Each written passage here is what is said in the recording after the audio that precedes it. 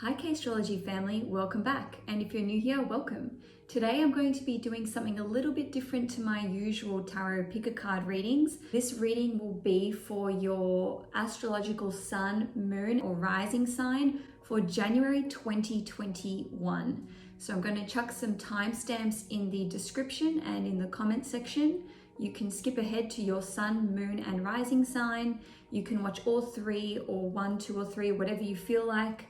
If you like my content, please hit subscribe. Please like this video if you enjoy it. And without further ado, let's jump right to it.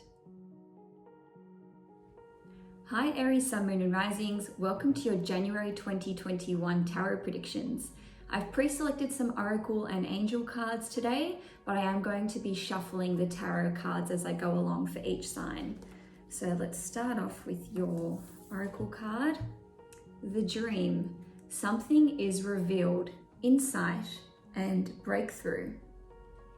All right, well, we're about to find out what it is that's being revealed. So let's see what tarot cards we've got here.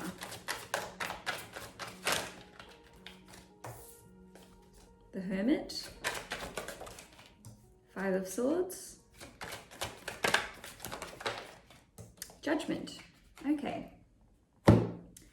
Aries, you've been in somewhat of a cocoon state with the Hermit card. So you've really been going inwards and trying to figure out what the next step is. And, you know, you're looking for answers to illuminate this dream and reveal to you what this dream that you have actually is. So I feel like you have set an intention to make a big change in your life, and you are heading towards a breakthrough, but you've been looking for answers and you've been trying to gain insights into how to actually take the first step, or at the very least take the next step. And for some of you, you're not even sure what it is that you want to do. All you know is that you're ready for a huge change. And you know, that to me is shown by the Hermit card, going within, meditating, or even if you're not into meditation, actually contemplating your potential decisions that you can make, your opportunities, the options that you have in front of you. Now, I have, as I said, the Judgment card here. So just know, Aries, that whatever new beginning you want to embark on, not just in January 2021, but I feel like this is actually setting the tone for the whole year. It will be fated in nature, because with the Judgment card, we reap what we sow. And as much as we have free will, there are certain things which are fated in nature. Now, Aries, I just want to give you some reassurance here, because with this 5 of Swords energy that you're currently in, you know, sometimes this can be petty squabbles between friends or family or whoever, but other times it can actually be self-limiting thoughts and patterns. Okay, so I feel like, you know, you are on the precipice of this big change, and it really could be anything. For some of you, I feel like this is about relocating to another city, another state, or even overseas. For others of you, this is about your job and your career, or maybe even opening your own business. And I'm going to see what the other cards reveal, but I feel like that's not the whole scope of the changes that some of you Aries are trying to embark on, or you're trying to manifest and pull into your life.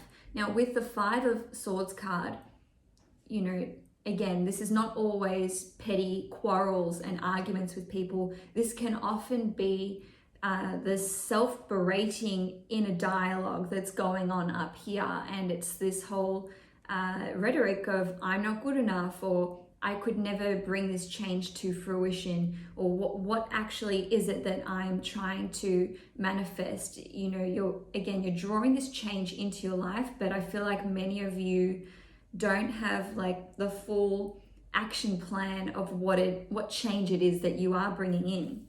So I'm going to pull some astro cards as well, just to give a bit more context.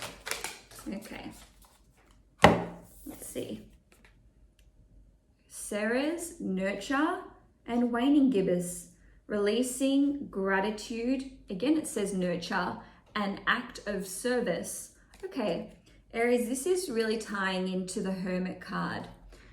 You are still nurturing this new beginning and nurturing this vision. You're currently in a gestation period. And take a look at this Judgment card. He's actually, you know, in the depths. I don't want to use the term hell because this is really about, you know, Hades and going down and going deep within. But this, again, this isn't hell. This is like your own personal, deep inner self. So this is about you actually confronting fears, confronting demons. Okay, you can see that this figure here is really in control of these two mummies. Sorry guys, this is my ancient Greek deck, so it is a little bit dark, but I feel like Aries can handle it. Nonetheless, this is about going deep within to the Hermit, deep within yourself, deep within your subconscious, actually assessing these feelings which might be a bit uncomfortable or icky that you don't really want to confront. But you know, this change that you are manifesting, okay, Aries, life isn't happening to you, it's happening for you. So all these changes that you're bringing in, it's you. Whatever's happening, whatever big changes, whether it's you know, some of you might have been let go from a job, some of you might have had a relationship ending, and again, you're in the womb, you're in the gestation period. These big changes, they're brewing. You need to nurture them. You need to nurture them, Aries. And to bring this change in, you actually need to perform an act of service.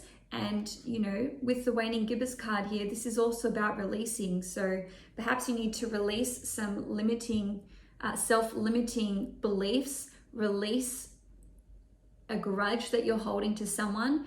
And I feel like for Aries, a lot of you, this will be a grudge or resentment that you're holding towards yourself. I feel like there's a lot of regret with you guys, and that's actually kind of impeding this new change that's coming in on the horizon. That's not to say it's not going to come here, but you need to firmly close one door behind you so that you can walk through and open the door to the next opportunity which is awaiting you. Now for your oracle cards, we have Broken Arrow, which is a good thing, okay? Embrace the energy of peace. Whatever hardship or tumultuous situation you've been through, Aries, enough, it's finished, okay? You don't need to wonder whether this issue is going to crop up again, whether this person that you have ended a relationship with is going to walk back into your life. Enough is enough. You can embrace peace now. And that's what you need to embrace in order to take the next step in your journey. Now, your angel oracle card is donations, tithing, and charitable work. I'll just show you this card here. It says, give joyfully to the organizations or people who spiritually support and inspire you, and know that your generosity will be returned to you manyfold in miraculous ways. The time, supplies, money, or other resources you donate will ensure that your positive energy multiplies. Aries, once again, this is tying into act of service. In order for you to embrace this new change, you know, you actually need to give something away so that you can receive it back, and it'll boomerang back around.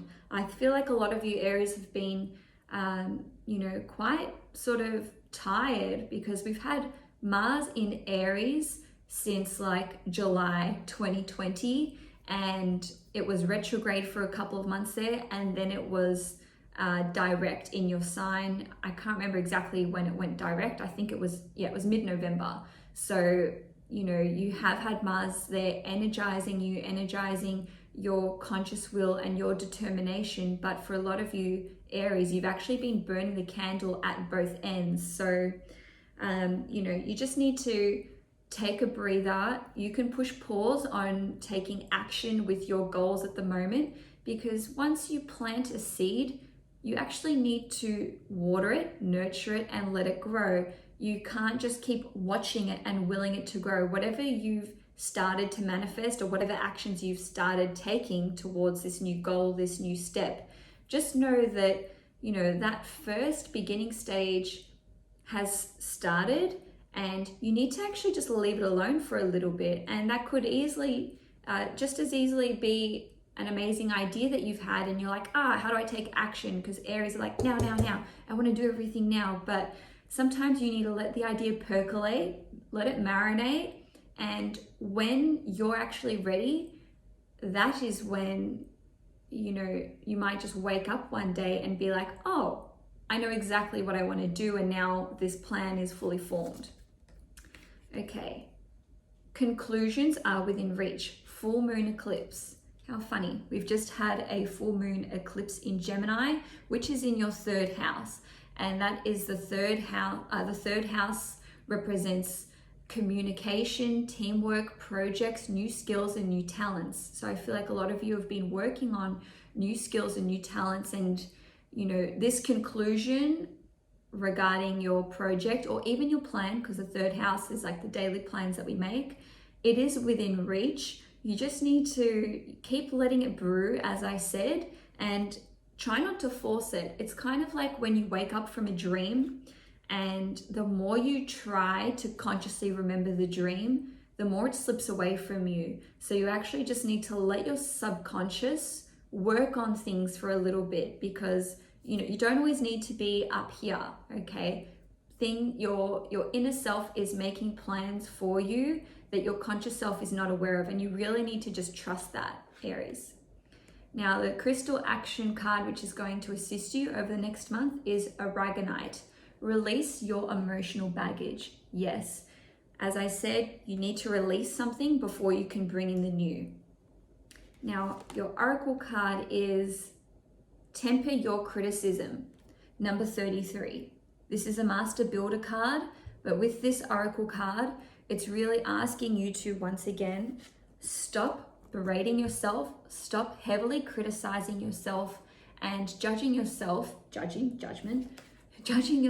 for not being further along the path than what you thought that you would be, Aries, because everything will happen in divine timing. Lastly, I have an animal oracle card that I'm just going to select, and I'll read out the description for you.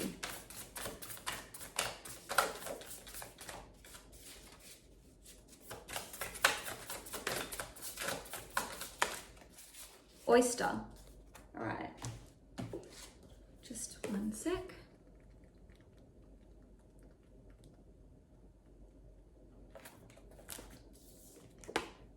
The oyster.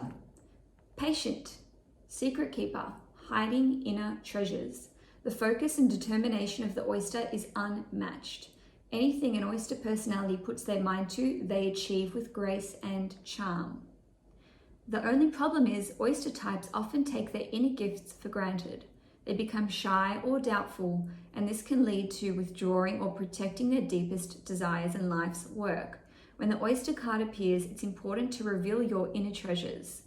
What is it you've been hesitant to share? The world is waiting to see.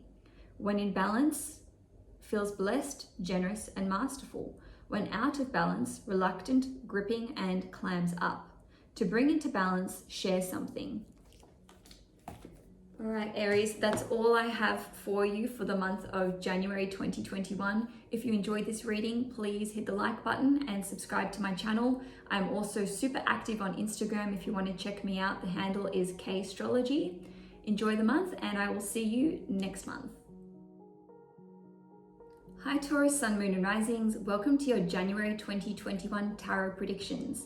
I've already pre-selected some oracle cards here, but I am going to be shuffling a few tarot cards and astrology cards, so just bear with me. First and foremost, I'm going to start with your oracle card, which is beautiful. It's not beautiful. I mean, it is beautiful, but it's eternal love, which is beautiful, okay? Happiness, harmony, and fulfillment. I'm a Taurus too, so I'm like, yay, I'm really happy to see that card. All right. Just one sec.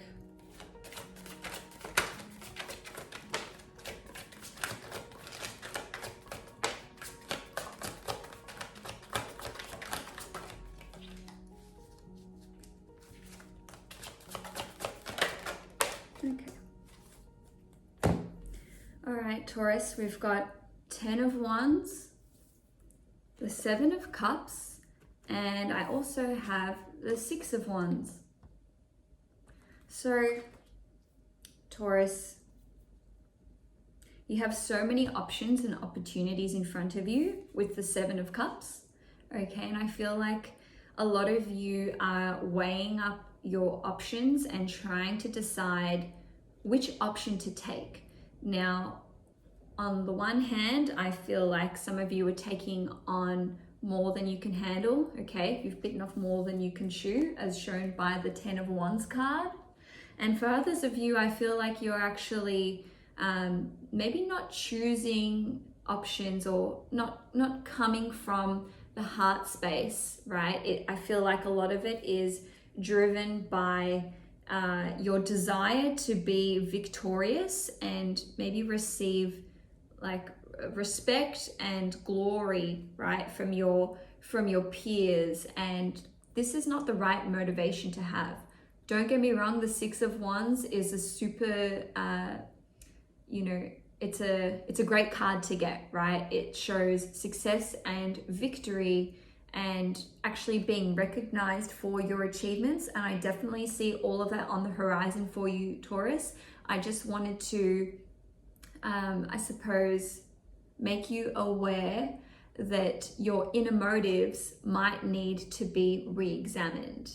And again, I'm a Taurus, so hey, no judgment, and there's never any judgment from me on K-astrology. So I just want to make sure that you guys are actually coming from a place of happiness, harmony, and fulfillment.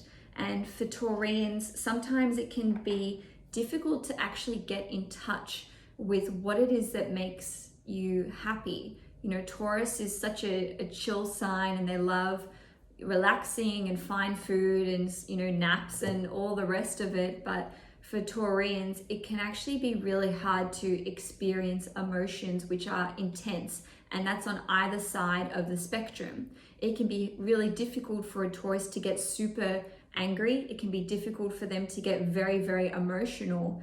And, you know, a lot of people focus on how Taurians are so patient and it takes so much to rile us up and get us heated and actually snap. But the flip side of that, Taurus, is that it actually takes a lot to get us excited. It takes a lot to inspire us. It takes a lot for us to move from this stable, earth-grounded realm of emotion. You know, emotional, angry, and happy. It's actually really hard to access the whole gamut of emotions. And, you know, I'm bringing this up because once again, with the 7 of Cups card, you have so many choices and opportunities in front of you, but you really just need to be choosing the ones which are going to bring you the most joy and which are actually going to be fulfilling for you, Taurus, because as an earth sign, once you actually find what it is which inspires you and sustains you, you can do it forever. You know, you go to a restaurant, you order the same food for like 20 years. It's the same thing with a career, a relationship, with where you live. You need to make a choice which you're going to be happy with in the long run, and which is not predetermined by status, what other people think, or you know, what will give you momentary glory or respect from others. And a lot of you are tired, okay? With the 10 of Wands, you're at the end of your tether. You've probably been wanting to make this decision for quite a long time, whatever it is. And, you know, I feel like a lot of you are on the brink of making a choice just so that you don't have to be weighing up the options anymore, because it is exhausting. Now, as far as your oracle cards are concerned, we've got the drum, dream and journey. This is beautiful. This ties in with the 7 of Cups card. Dream big, Taurus, because whatever dreams that, you know, you want to manifest, you can actually manifest them, and you don't need to settle for second best or settle for the easy option or for what's right in front of you. You know, 10 of Wands shows that you're very close to being at the end of a cycle and starting anew, because the number 10, you know, 1 + 0 turns to 1. So we begin this cycle again, which I see, you know, shown here by the circle. So just have a bit more patience, Taurus. I know you're always patient, but the right opportunity will come your way. Just don't make the quick decision because it's easy and because you're tired of waiting. Now, your angel card is, it is safe for you to receive. And the message says, the more you allow yourself to receive, the more resources you have available to share with others. Open your arms to receive and be a conduit for good coming to you and through you as it blesses the world. Some of you are afraid of success and afraid of actually having your dreams fulfilled because, you know, it takes a lot to embrace a huge change. And what it is that you want to be successful in, or whatever decision is that you want to make, you know, once you attain it, once you achieve it, you will then need to totally readjust your life. And again, that could be something to do with success. Sometimes we are afraid of success because we then have to adjust everything, change our whole life. Maybe you're going to take on a new responsibility at work. Maybe you want to retire. Maybe you want to start a family. Whatever big change is on the horizon for you, it will fulfill you with eternal love, happiness, harmony, and fulfillment. But first, you need to say to the universe, to spirit, to, you know, whatever it is that you believe in. Maybe it's a loved one who's passed away. Just say to them, I'm ready to receive.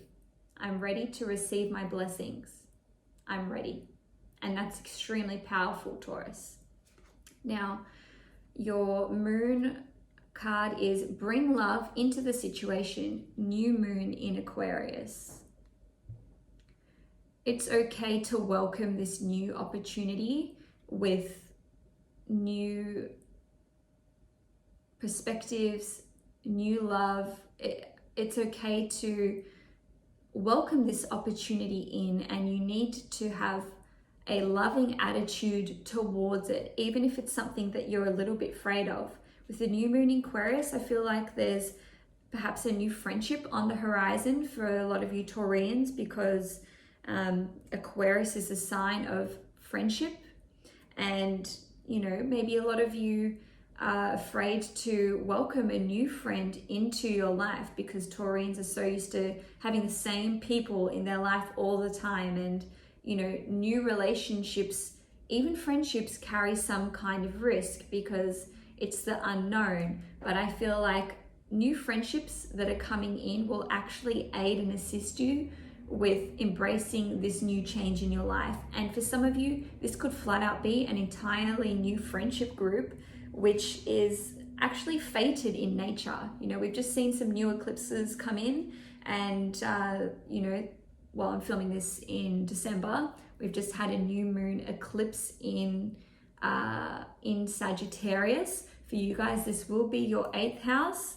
So for some of you, I feel like you'll be going into some kind of partnership, right?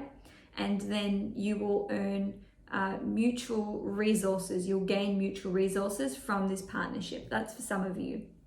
Now, your crystal action card is Malachite. Beautiful. It's time to transform. Yes, Taurus, you've waited long enough. You are on the cusp of a huge change in your life. It's time to allow it to happen. Allow that transformation to happen. Now, we've got another oracle card here which says create boundaries. This is about creating boundaries with yourself. You know, you need to have clear boundaries about what you're willing to allow and what you're not willing to allow. And, you know, for a lot of you, this is about not procrastinating or not letting others allow you to take the easy road, okay? This is an interesting card because I feel like on many levels, this doesn't necessarily fit into the reading, but that's why it's more important to examine it. Look at how this figure is examining themselves in the mirror. You know, you need to have boundaries about how you speak to yourself, what you allow to occur in your life.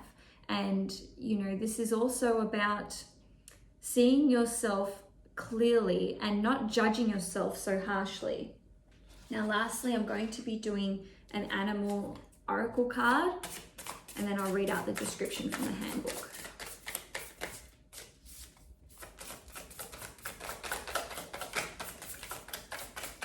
feel like this guy wants to come out. Scorpion. Again, another transformation card, right? It's time to transform, and a transformation is happening, and it's happening quite rapidly for you, Taurus. And I feel like, you know, again, with this boundaries card, I actually want to pull a clarifying card for the boundaries card because, you know, I feel like there's a deeper message here. And it's just coming to me now that you guys have boundaries with yourself. You have boundaries with what deep-seated emotions you're not actually wanting to delve into and experience. You know, I feel like with what you're dreaming about and what you want to manifest into your life, you haven't fully actualized it. You know, you're actually not seeing yourself clearly. You actually need to break these boundaries, Taurus. Nonetheless, I am going to pull that clarifying card just in case. Wow. Oh my God. I'm so glad I did that. It's the Sun card. Taurus, you are so close to achieving all of your goals, dreams, and ambitions. You need to smash through your own boundaries to access your deeper instincts and your deeper intuition. Only after you've done that can you access the Sun. And look at this symbology here. It's repeated yet again. Smashing through your own boundaries will actually allow you to reach eternal love, happiness, harmony, and fulfillment. What a powerful ending, Taurus. I hope you enjoyed this reading. If you did, please like this video. Please subscribe to K-Astrology if you'd like to see more content from me. I do post monthly horoscope videos as well. If you enjoyed your reading for January 2021, drop me a comment. Let me know what you're wanting to manifest and what you see coming in on the horizon, because I'd love to hear from you guys. Take care, and I'll see you guys next month. Hi Gemini, Sun, Moon and Risings. Welcome to your January 2021 Tarot predictions. I've already pre-selected some oracle cards, but I am going to shuffle some tarot cards and pull those as well to start off the reading. Well, actually first I'm going to pull your oracle card, which is Remembrance, resurfacing of past feelings and emotions. All right, Gemini, I feel like we have some letting go to do. I say we because I'm a Gemini rising. So let's do your tarot cards.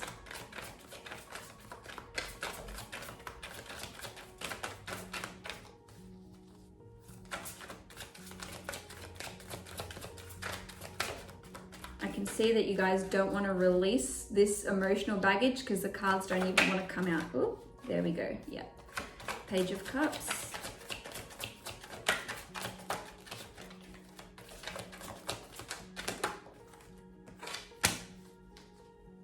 Eight of Pentacles. Hanged Man. Okay. Gemini, Gemini, Gemini. My Page of Cups card is reversed. Okay, so the Cups relates to the water element of the zodiac, which is Cancer, Scorpio, and Pisces. That's not to say that, you know, we're dealing with one of those three zodiacs, but I feel like zodiac signs, but I feel like you guys are not seeing things clearly. And when I say seeing things, I mean yourself, because this figure here is looking into a cup and his reflection is mirrored back to him. And this being reversed shows to me that there's actually a lack of self-appreciation and of self-love. So Gemini, you know, you're currently in what I would call a cocoon state with the Hanged Man here. And this is about shifting your perspective. Again, with this card, which was reversed, what we really want to do is turn it upright. And in doing that, we need to turn this guy on his head, right? Turn your perceptions around, turn your perspectives around, because you have an idea or a concept that you've been working on really hard, which is shown by the Eight of Pentacles. And by all means, you should absolutely carry on developing this skill, this talent, this business, or, you know, whatever physical thing this is, because the Pentacles relates to the earth element, all right? So, you know, Taurus, Virgo, Capricorn, but in its earthly sense, this is manifesting something into the physical realm. And I feel like, you know, some of you have a concept or an idea and, you know, you're just not sure about it and you haven't actually released it out into the world. And for others of you, I feel like this is also a relationship energy, that you're working really hard at a relationship or working really hard on a marriage, and you know, one of you is actually not seeing things clearly, or you're not seeing the other person for who they are. This could also even be like a new relationship that's coming in, where one of you is not actually seeing the person for who they are, and maybe seeing them with rose-colored glasses, because we do have this Neptune energy here. Okay, the Hanged Man is my Neptune card. So in some respects, there is like a disillusionment with the person, the relationship, the job opportunity, or whatever it is that you are working on. I'm going to pull some astro cards just to clarify and give some more context to the situation. I just want to revisit this resurfacing of past feelings and emotions. Whatever situation you were in previously, whether it's a relationship, or you might have started a new job or started a new business and you really thought that it was the right thing for you, it didn't work out, and somehow, yeah, the moon energy and Aquarius, somehow it did not work out the way that you thought that it would. And I feel like that, you know, knocked your confidence a little bit. So we have the moon energy here, all right? Again, this speaks about not seeing things clearly, but this also involves an element of fear. So there's some kind of fear with taking either a relationship to the next level, or a fear with taking your business or your creative idea to the next level. And I feel like it is in a gestation period where, you know, things are still developing. Okay, it's still like in the void at the moment. And with this Aquarius card, you could really benefit from seeing things from a totally unusual and unconventional perspective, because Aquarius is co-ruled by Uranus and also Saturn. And I feel like, you know, you need to actually embrace the Uranian side of yours, or not yourself because you're a Gemini. Well, actually, you know, Uranus is a higher octave of Mercury. So you do need to embrace seeing things differently from a different perspective. Some lateral thinking will really help in this situation. There's actually an opportunity for you to do things differently, or for you to see things differently. How you perceive things right now is not reality, Gemini. Again, we've got the Hanged Man, we have the moon. You're not seeing things exactly as they are, and you, again, we see a whole lot of repetition in this spread. Page of Cups reversed. He's looking into the water. Water already distorts things, right? You know, the reflection that you see is not exactly as the things are, and with it being reversed, it's even more distorted than you know, you may even realize. Now with your oracle cards, we have the Stag, trust and thrive. Gemini, you guys are such a mental sign, and again, I speak for myself here as a Gemini rising. It's hard. It's actually really hard for Geminis to get in touch with their intuition. And what's interesting with Gemini is they have so many like creative spark ideas. It's sort of like fireflies lighting up the night. You know, the light can go on, but it can turn off just as quickly. And Geminis can get really caught up with chasing each light which pops on, and then being uninspired and feeling almost like, you know, crashing from a sugar high, when that newness and the novelty wears off and you're like, oh. And for Gemini, that pertains to relationships, creative projects, and business ideas, because you guys are full of ideas, and it's actually really hard for Geminis to trust, to pursue, and then to thrive, because that moment of pursuing something can quickly dissipate once the novelty wears off. But Gemini, I'm actually challenging you to keep working at a skill or working at a talent. And this will be something which involves your hands, I feel like, because you can see that this figure is working with his hands. It could be anything to do with tools, music, art, fine art, tool work, and also, oh my gosh, I just blanked. Anyway, it'll come back to me. Another Gemini thing. For the Angels of Abundance card, I have organize for success. Do not let the word organize intimidate you, as it is simply a way for you to ensure clarity of purpose. Organizing your thoughts, your reports, your living and workspace, and your finances will help you know and plan your next action steps. I know you guys don't want to organize things because sometimes chaos is fun, right?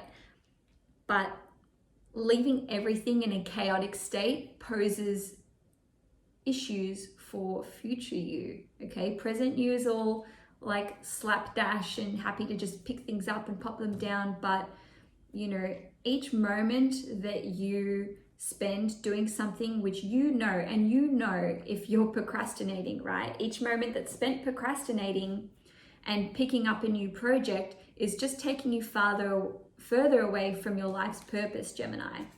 Your moon advice is have faith in your dreams, waxing crescent moon. You have big dreams and big ideas, and that's fantastic. Just don't doubt every idea that you have and think to yourself, I'll probably get over this, or I'll get bored of that one.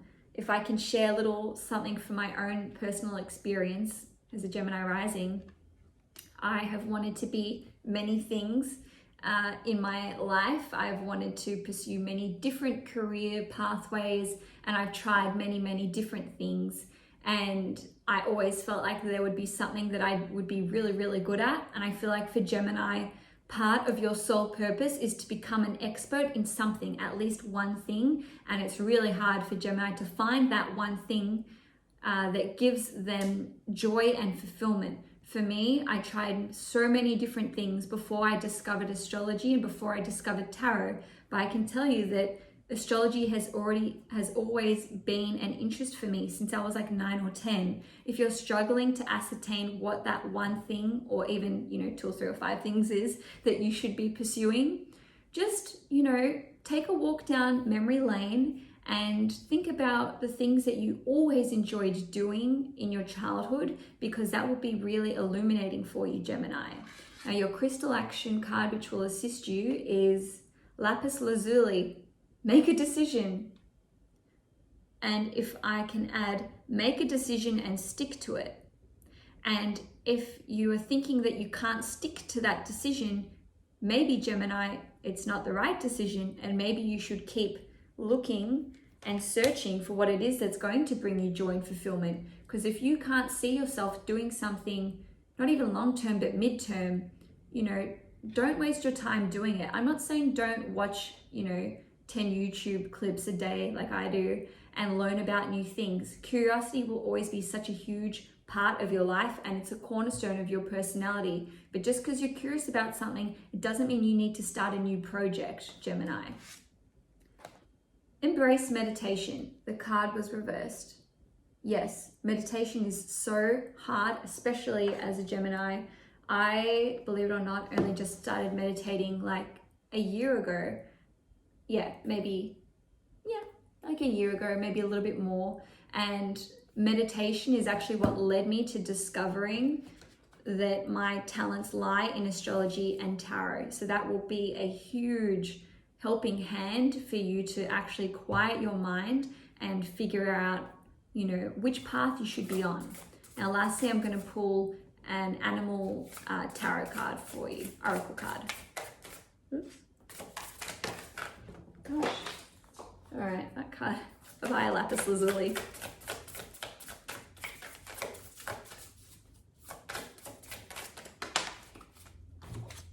What? Scorpion, I literally pulled this card for Taurus just before. And I'm a Taurus sun, so maybe this is a message for me as well. Okay, this is not in order, so just bear with me. Okay. Scorpion. Passionate, competitive, tends towards isolation. The Scorpion is a passionate and determined creature. Their career is very important to them, as are a few select friends. Sometimes the Scorpion's heat festers and they focus on an unresolved event from the past. Yes, once again, I'll just make a note of this. Remembrance, resurfacing of past feelings and emotions. Okay. Usually a situation where they were left feeling burned. The Scorpion card says it's time to come clean about your feelings so everyone can heal and you can get back to your usual fiery but fun self. When in balance, wild and free and fierce. When out of balance, jealous, resentful, unresolved. To bring into balance, honesty and forgiveness. Actually, maybe it was Aries that I pulled that card. But anyway, Gemini, I hope you enjoyed your January 2021 tarot predictions video. If you enjoyed this reading, please hit the like button. If you want to see more content from me, please subscribe to K-Astrology. I also do personalized tarot readings and astrology readings. You can find all of that at kastrology.com. Enjoy January and I'll see you in Feb. Hi Cancer, Sun, Moon and Risings. Welcome to your January 2021 tarot predictions. I've already pre-shuffled and picked some Oracle and Angel cards, but I am going to be shuffling for your tarot cards. So obviously doing things a little bit different this month.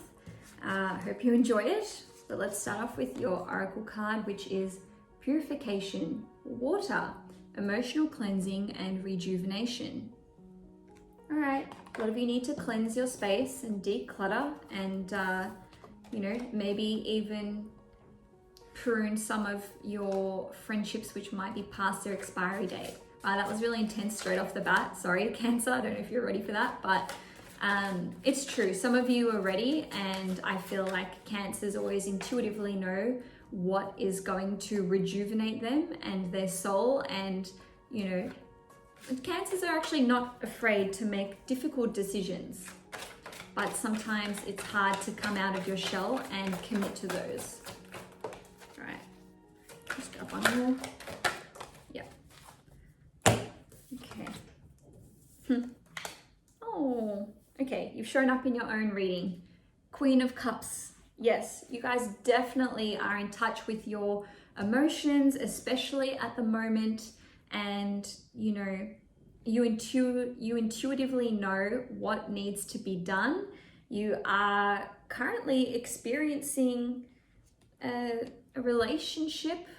Okay, whether that's your existing relationship, partnership or marriage, or you've got one that's coming in on the horizon, because I have my Lovers card here and I feel like you are currently in with your soulmate, or they're really right around the corner for you, Cancer, which is really beautiful. Now I have Three of Wands here, okay, and the Three of Wands card is often about your ships coming in. So I feel like, as beautiful as this energy is, maybe it hasn't, this is for the single Cancers, maybe it hasn't manifested for you as quickly as you would have hoped, or you're looking around and you're like, I'm ready, I've done the work, like I'm in a really good place, I'm emotionally really balanced at the moment, I'm ready for love, like where is my person? Just be patient, Cancer, because this person is coming in. And just because you are ready for your soulmate or for your twin flame, it doesn't mean that they are ready yet. So they might actually have some work that they need to do on themselves before they are ready to enter your life. It's all about divine timing. So Cancer, just know that, if you feel like you've met the one, or for those of you who are in relationships and you know that, this is your soulmate, this is your forever person, and maybe you're not exactly on the same page about where you want your relationship to be, and you're like, oh, but they're perfect for me, like why aren't we agreeing on these decisions? Why aren't we agreeing about where to move or to have another child, or what decisions need to be made in our home life, in our family life, or even in one or both of your careers? Just know that everything will happen as it's meant to. And if you're experiencing delays in any sphere of your life, again, whether you're in a relationship or you're waiting for someone to come in, there is a very good reason for this delay, and it will all be revealed to you eventually. Now, with your Oracle card, I have Heart Guardian, love and let yourself be loved. For the single Cancerians, you're ready on many, many different levels for this relationship, but there is a tiny, and I mean a tiny part of you that's like, I need to protect my soft underbelly because I'm a Cancer, and I'm protecting my soft squishy parts. And I get it. I have a Cancer, Venus, Mars, Chiron, and South Node. So full, and it's all intercepted my first house, fun fact. But Cancer, you know, there is this tiny part of you which is still locked away. And look how beautiful this card is. I feel like if ever there was a figure or, you know, a piece of art to represent a Cancerian, it would be this beautiful and angelic woman here. And this is you, and this can be you, but you really need to just, like, you know, it's like you've closed your heart, locked it up, and you haven't thrown the key away, you've actually hidden the key somewhere. And you know, even for those of you who are in a relationship and it's beautiful and it's your soulmate, there's a tiny part of you which is holding back something really, really small. And, you know, this is not to say that it's because you have misgivings about your partner. It can be just really hard for a Cancer to fully open up and just let themselves be. Okay, so for your angel card, I have exercise to increase your energy and manifestation abilities. The key to manifesting quickly is to have very high energy levels, and the easiest way to increase them is through physical exercise. Choose a fun and meaningful activity so that you'll look forward to exercising and it becomes its own reward. It's interesting that this card has followed this interpretation here because it seems seemingly out of nowhere, but movement and movement through your body will actually allow your energies to shake up and unblock a bit. So I feel like a lot of you have kind of like a blocked heart chakra. So getting out and about, being in nature more, and certainly exercising. This can be gentle walks along the beach. It really doesn't have to be like soccer or anything crazy. So, you know, Cancer, I feel like on a broader level, this card saying exercise is actually about movement, and the movement needs to occur. Just as I said that, I just saw this bird do something really weird. Just with this movement, you're actually going to just move the energy around your body and around the chakras, and that will allow things to enter your life and for opportunities to enter your life.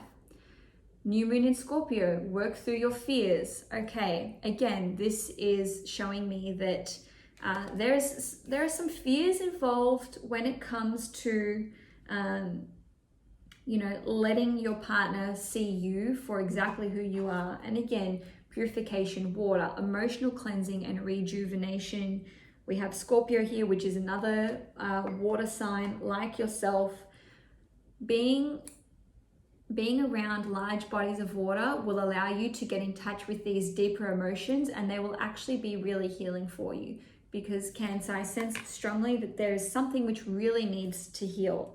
And again, with this Three of Wands card, which was reversed, you can see that there's actually a river running behind them. So to bring in what it is that you want to manifest, getting in touch with your emotions is key. I'm just going to pull a couple of astrology cards for some more context.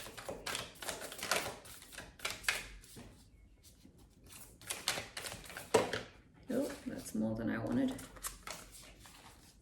Normally I take the jumpers, but not if there's like 5 cards. 2 cards, exactly what I wanted. Oh, 3 cards. Well, whatever. We've got Juno, Sacred Union, reversed, Full Moon, reversed, Energy Peak, Harvest, Blessings, and Achievement. Interesting that the Sacred Union card was reversed. It's just like what I was saying with, you know, the Lovers, but then opening your heart, let yourself love and let yourself be loved.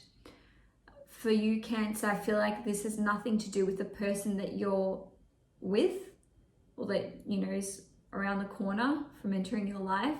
This has everything to do with how you feel about yourself and how much you love yourself. You actually need to practice more self-love and self-appreciation before you can fully, you know, merge souls with your partner and enter into this new or existing sacred union. It is a sacred union, okay?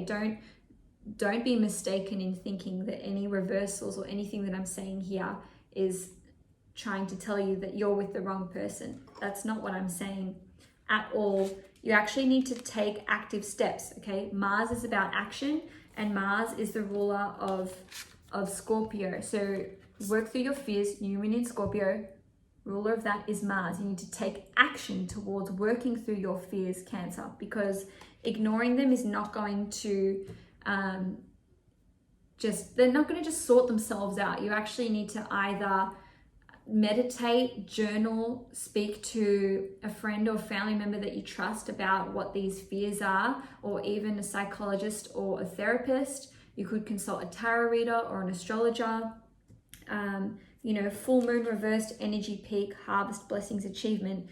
All of these things will come in for you after you do the work. So we've got the new moon in Scorpio followed by the full moon reversal. So I feel like that is suggesting to me that there's a 6-month cycle, okay? A 6-month cycle for you to be working through these issues before you can experience true bliss in your relationship. And for others of you, it could be a 6-month wait until that person walks into your life.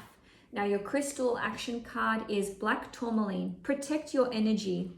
Maybe some of you are hanging around people or in situations which are draining to you, and you know, just be careful of who you let into your home, Cancer. I know you guys are already super protective of anyone that you allow to walk through your door, but black tourmaline as a crystal, as a rock, will aid in protecting your relationship, your sacred union, and your home and your energy, more importantly. Well, not more importantly, but equally as importantly. Now, your oracle card is, and it was reversed, awaken your vulnerability. Become vulnerable, Cancer. Show your soft, squishy side to your partner and get in touch with your own emotions. I know a lot of you are, Cancer, you're very in touch with how you feel, but I would say that, you know, what's difficult for you is to actually share these vulnerabilities with other people. And again, as someone who has Cancer Venus, you know, and Venus represents love and relationships, I totally understand that. But the more that you share your emotions and your feelings, the closer that will bring you and your partner together in your relationship. And for the singles, the closer that will bring your soulmate into your life. You know, you need to be vulnerable about your feelings and address them before you can embark on a new relationship or a new phase in your relationship. This is your animal oracle card. And I'll just read the explanation in the handbook. So, the hawk. Just bear with me.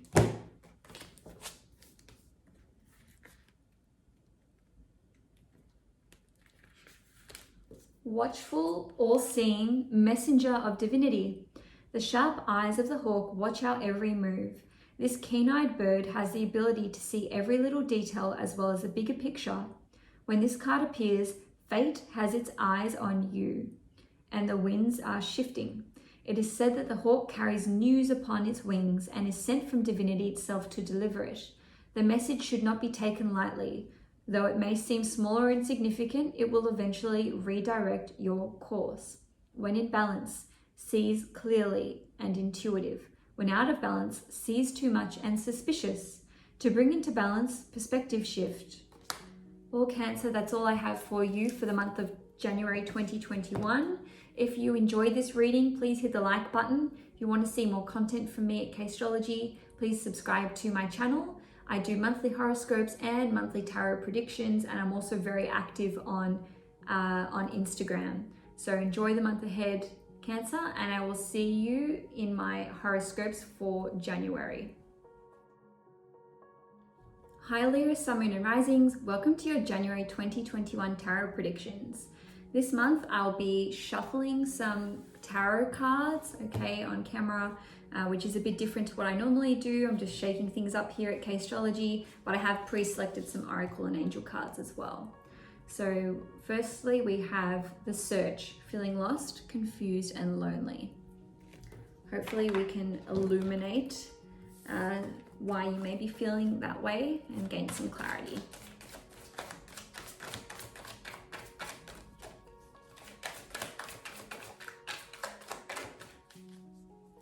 I really don't want to come out. Oh, no. All right, got the Lovers card.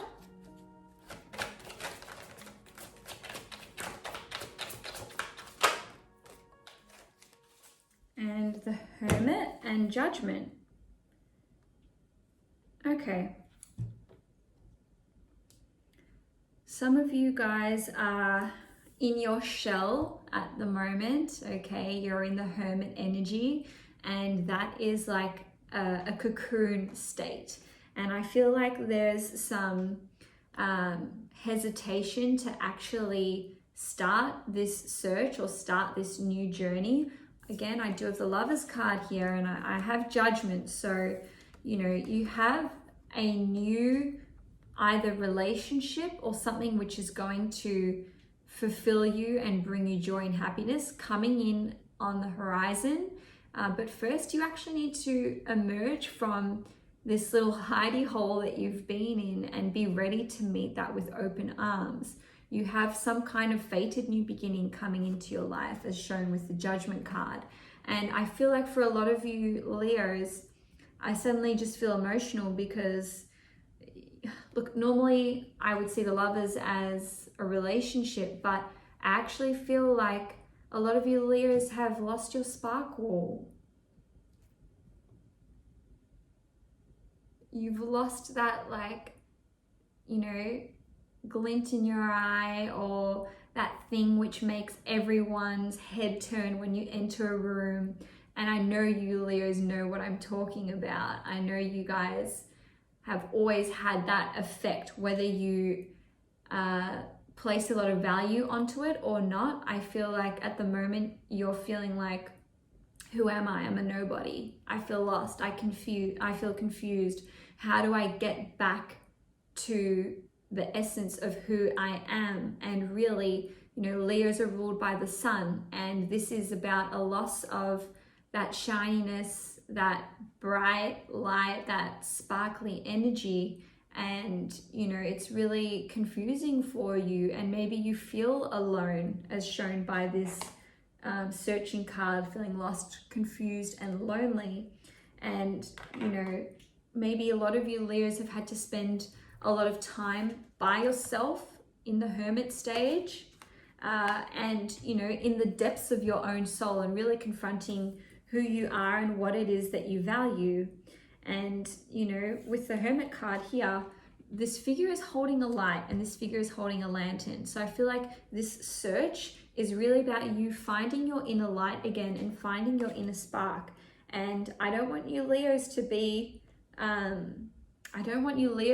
upset that you've lost it forever, because something that's a part of you and that is meant to be a part of you can never fully be lost. It can only be misplaced. So I feel like this reading today is really going to be about getting that sparkle back and finding that joy and lust for life. One of your oracle cards is Medicine Mother. Honor your inner knowing. Medicine Mother, I feel like this is not necessarily about actual medicine. This is spiritually like medicine for the soul. You know, you have an inner knowing as to what it is which brings you joy and which ignites your creativity and your passion. Because what I'm really seeing here is a loss of a passion for life and a loss of not being in touch with yourself anymore, but you have that inner knowing. I feel like you've just kind of you know, close the door on yourself a little bit and close the door on what it is that's going to bring you happiness. And for your Astro card, to provide more context, I'm just going to pull a couple today.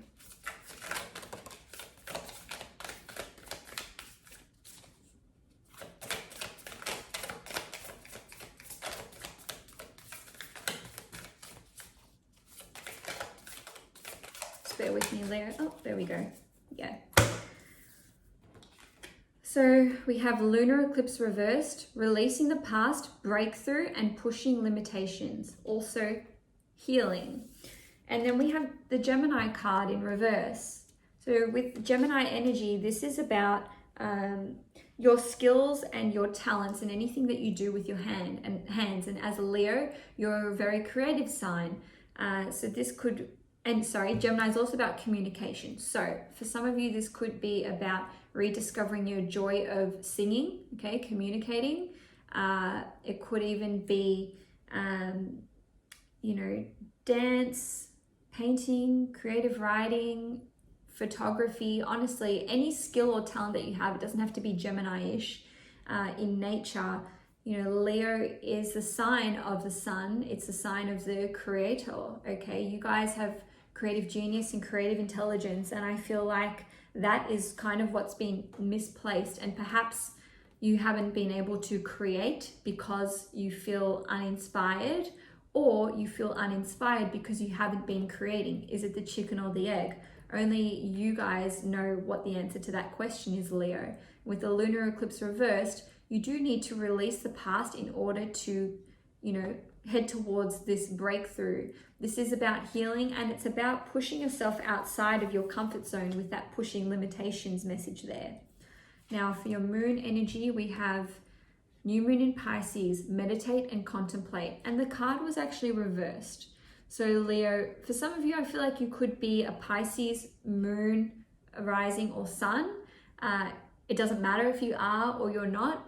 Regardless, you need to actually get in touch with Piscean energy of meditating, creating, spending time alone, but actually being happy being by yourself. I know we have elements of loneliness here coming through with the Hermit card and with the search, you know, saying that you're feeling lonely, but you know, you need to actually be okay with being alone.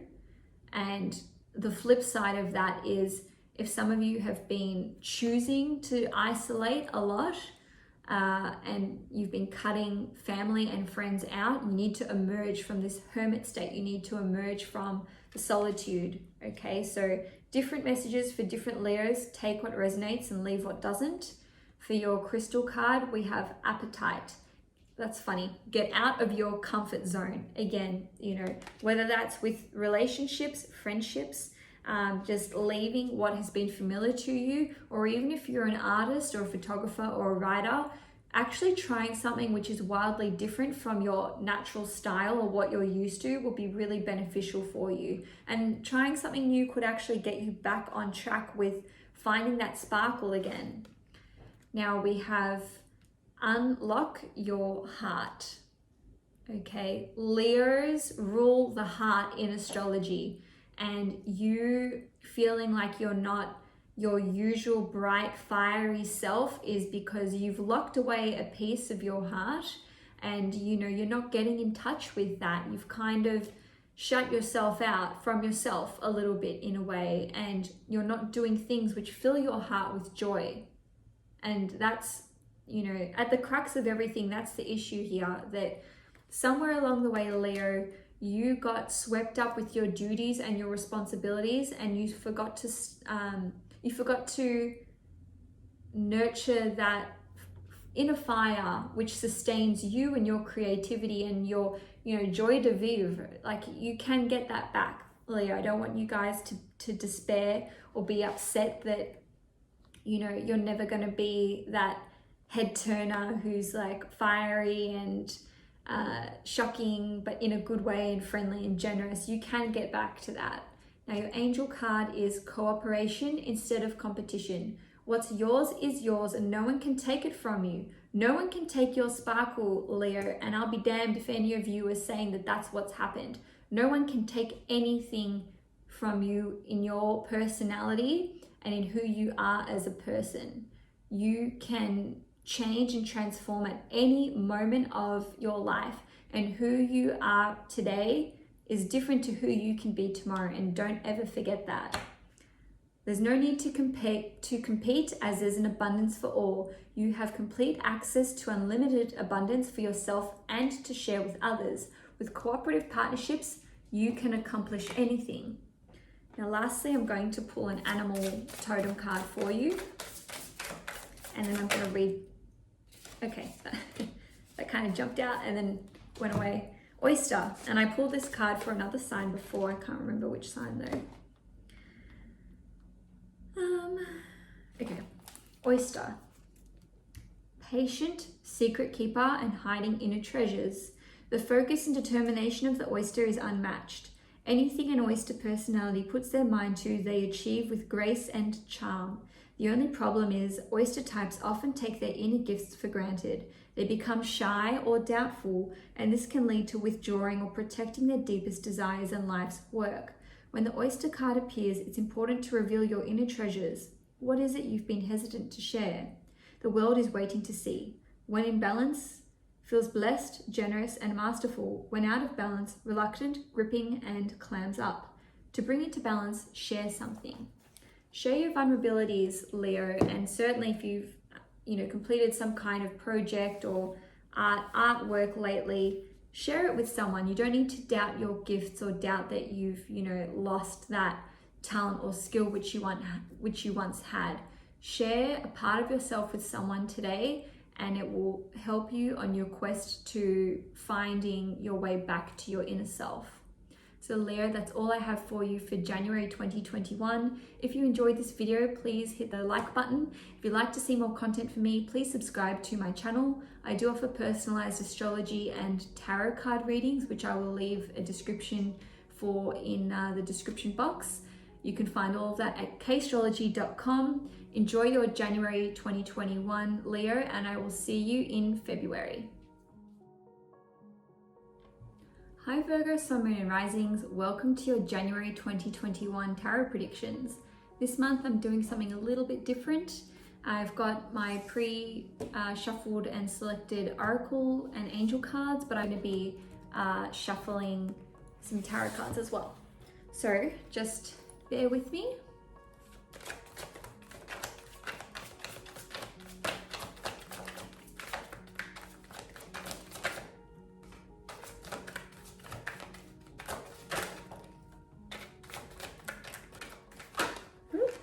Okay, got an extra one, that's fine. So we've got the Six of Pentacles, Nine of Pentacles reversed, Six of Cups, and the Hierophant. Okay, Virgo. So you guys are wanting to become independent financially, that's for sure. With the Nine of Pentacles card reversed, this is all about creating a life for yourself which is abundant and which provides for you financially. And this is all about stability and not depending on others. Now, we can interpret this two different ways. On the one hand, I feel like some of you guys are working towards creating a future for yourself, which, you can rely on yourself and not rely on others to make things happen for you. Because this is really about being proud of your own achievements and being able to pat yourself on the back for everything that you've achieved. Now, on the other hand, the Nine of Pentacles being reversed can show an overemphasis on wanting to do things all by yourself and not receiving help and support from others. So, you can decide which Virgo you are in this particular message. In some respects, maybe both messages will apply, but just remember, Virgo, that you need to be in the energy of giving and receiving, as shown by the Six of Pentacles card. And just because you accept help or support from someone, it doesn't mean that you are indebted to them. And I know that you really hate that, and I know that you hate asking for help, and that you would rather be dragged over hot coals than ask someone for money or support, because it's like, well, if you're not offering, I'm not going to beg. And I'm a Virgo moon, so like, I totally get it, guys. But just know that accepting support, help, or even some kind of financial support or aid from someone or something, it doesn't mean that you are indebted to them, because there will actually be an opportunity that will boomerang back around for you to be of service to someone else. Virgo is the sign of service. So doing acts of services towards others goes towards your spiritual merit. But, you know, in order to grow financially, emotionally, psychologically, and spiritually, you also need to be comfortable in the energy of receiving support and assistance from others. Now, with the Six of Cups card, we have some kind of like nostalgic element here, and maybe this is nostalgia for an earlier version of yourself, maybe a more, dare I say, carefree version of who you were, or even just reminiscing about a relationship or a period of your life that, you know, was something that brought you joy and happiness. And just know, Virgo, that every lesson that you've learned, and that's shown by the Hierophant card here, which is all about learning, everything that you've learned so far has led you up to this point in your life where you are actually changing your world views. Okay, so the Hierophant card is all about study, learning. It can be about religious development, it can be about spiritual development, or even a formal education of sorts. But here we have the Hierophant being represented by the Centaur. So despite this in tarot traditionally being the Taurus card, I get an element of Sagittariusness from this card with the Centaur here. So with Sagittarius, it's all about expanding your worldviews, your belief systems, how you think, how you absorb knowledge, and then how you apply that knowledge to yourself, not to yourself, but to every facet of your life, from a moral standpoint, an ethical standpoint, and also a spiritual viewpoint as well. So, you know, Virgo, don't forget to incorporate some of these new or even revived world views and perceptions into the practical, because what you have learned in a spiritual sense and what you have learned in your education so far will help you in becoming fully independent, but also, you know, being able to depend on others and rely on others. I just want to take a couple of astro cards to provide some more context to the situation.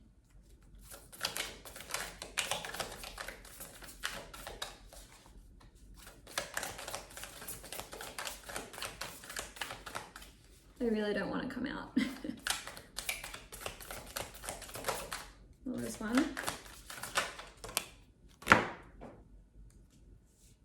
What? I got the Virgo card and the Stellium card. Okay, so a stellium means 3 or more planets in the one sign, okay, or in the one house. So this is really a stellium of Virgo-ness. So you guys, you are too much, you're too involved in the tedium and in the minute details of life. I keep looking down because I feel like that's like a Virgo, just like, oh, I need to like organize this and plan this. And you're too much in your own like Virgo head and Virgo energy. So you guys really need to look at the bigger picture of what it is that you're trying to do here and what it is that you're trying to achieve here. Because as a Virgo, you can't keep giving to others without receiving. And if you are in a profession which is involved with healing, medicine, working or healing with others, you actually need to be at the top of your game. And if you can't rely on your partner or your family and friends for support, and it's not about them not being reliable, it's about you not asking for the support that you need. People aren't mind readers, Virgo, and just because you guys are kind of mind readers, it doesn't mean that other people have this skill. A lot of the time, people don't know what you're thinking, feeling, or what it is that you want them to do, or what it is that you even need help with. So you actually need to speak up a bit, okay? Virgo is ruled by Mercury. You need to communicate your needs so that others can step in and allow you to rely on them while you pursue your studies or your work or whatever project it is that you're currently working on. Oh, I just realized that I had another card fall out here. This is my Scorpio, oh, not Scorpio, this is the 8th house card, okay, which is associated with Scorpio. This is about transformation, but the 8th house in astrology is all about your mutual resources. So again, this is being able to rely on other people and their resources, whether that's fiscal or that's emotional support. Now with your oracle cards, I have Wise One. Grow within your current situation. Okay, we have the crow and the owl here as well. Both birds represent spirituality, wisdom, and an inner knowingness. You know when you're at the point of exhaustion and when it is that you need to take a step back and slow down. There's only so much that you can handle, and there's actually only so much growing that you can do by yourself before you actually need to bring other people into the situation. Now, I have an oracle card here, which is Hidden Path, the marriage of spirit and matter. For some of you Virgos, you are traveling along a certain path, which is maybe a little bit unclear to you. And actually, I just want you to focus on this card again. Okay, with the Hidden Path, and this card, I feel like it's all about taking small incremental steps in the direction that you know that you need to be going in. This is your own due north. This is your own inner compass. You may not have all of the answers, Virgo, but you guys are intelligent, analytical, and intuitive enough to know each baby step that you need to take forward. Just because you can't see the whole expanse of the forest in front of you, it doesn't mean that you're on the wrong path. This is the hidden path.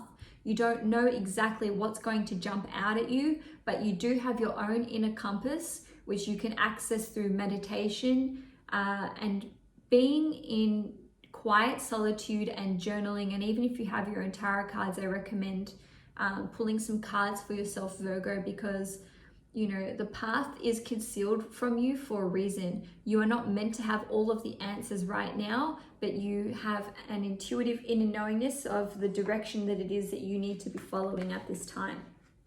Now your moon card is, my God, new moon in Virgo, a time to give rather than take. That's interesting, because that is the total opposite message from what I've just said, but I'm going to check your next oracle card. Okay, examine your integrity. So you can see that this figure is pulling the strings here, a time to give rather than take.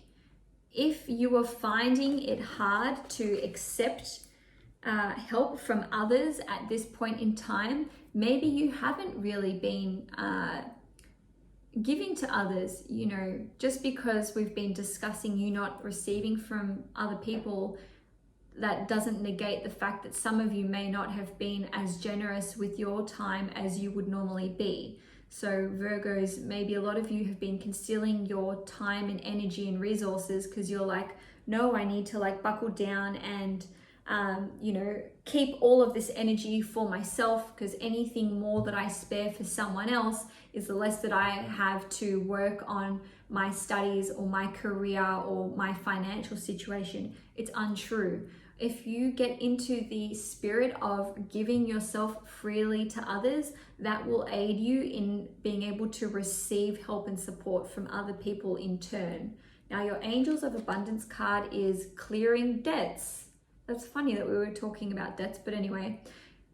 Your self-care involves removing the heavy burden of financial and emotional debts from your life.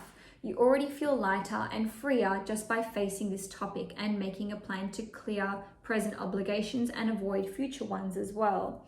So with the Nine of Pentacles cards, you know, this again speaks about, well, it was reversed obviously, but you know, not wanting to be indebted to others. And if you feel like there is a debt that you need to clear up and it's something that you've, you know, kind of been avoiding, or maybe it's a tricky conversation with someone, or someone feels like you owe them something, whether you do or you don't is beside the point. You actually need to address this situation, Virgo, because I feel like It's kind of impeding you from taking the next steps in your life. It's kind of like, it could even be a perceived debt, right? So that it's not that a person is like waiting for you to turn around and pay the money or reciprocate something. Maybe you're imagining that they are waiting for you to return a favor, but they were like, no, like it's unnecessary. That was out of the goodness of my heart. Virgo, you need to sort of, you kind of need to like turn the knobs a little bit and just play around with your perspective when it comes to debt, because I feel like you're kind of in tit for tat energy, and maybe you don't want to accept help and support from others because you don't want to feel like you owe them anything. When you are in a relationship or a friendship which is based on unconditional love and support, you won't feel this, again, tit for tat kind of energy, because it'll just be like, I provided for you, I provided support for you in this situation. You don't need to do anything right now. I just know that, you know, when the shoe is on the other foot, you'll have my back. And that's really the energy that you want to be in.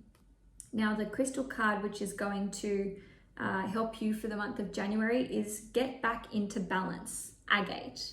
Okay, you know, again, I feel like this is all about your perception of debts, relationships, and feeling like things are in balance when they're not, or feeling like things are out of balance. Sorry, feeling like things are in balance when they're out of balance, and when things are out of balance, being like, no, everything's fine. You know, it's about balancing the scales. Now, lastly, I've got your animal totem card today.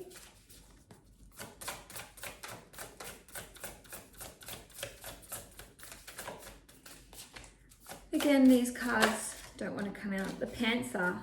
Okay, just a sec.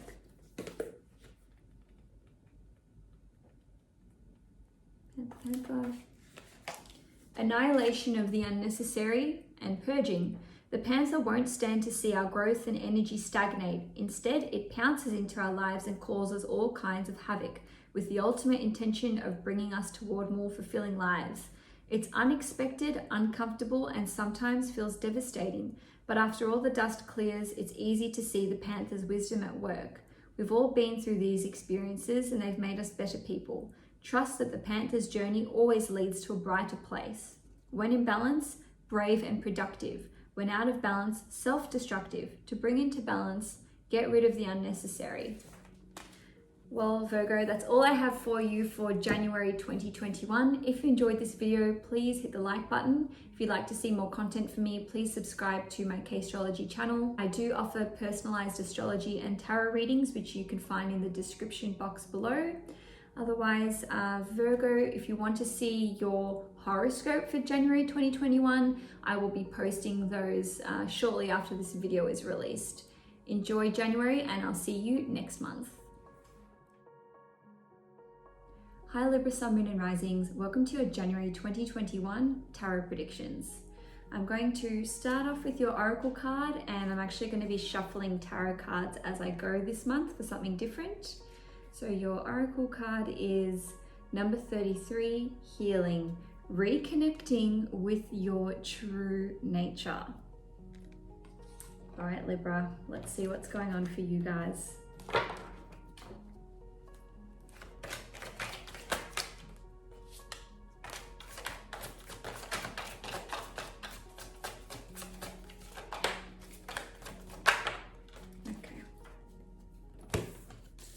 We've got Six of Swords, the Empress reversed, and the Ten of Cups. Okay, interesting.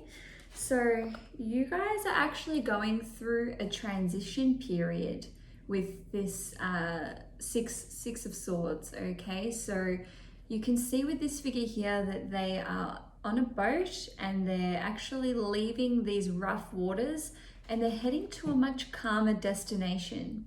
But with the Six of Swords, there's always some kind of element of sacrifice that is required. So that could be letting go of a friendship or a relationship or even a job that you're quite attached to, whatever it is, for you to actually move on to these calmer waters and to arrive at this new destination, which you can see here. You really need to actually just, allow what no longer serves you to really fall away from you at this time, Libra. And that noise in the background is my cat Franklin eating his kibble, so just ignore that.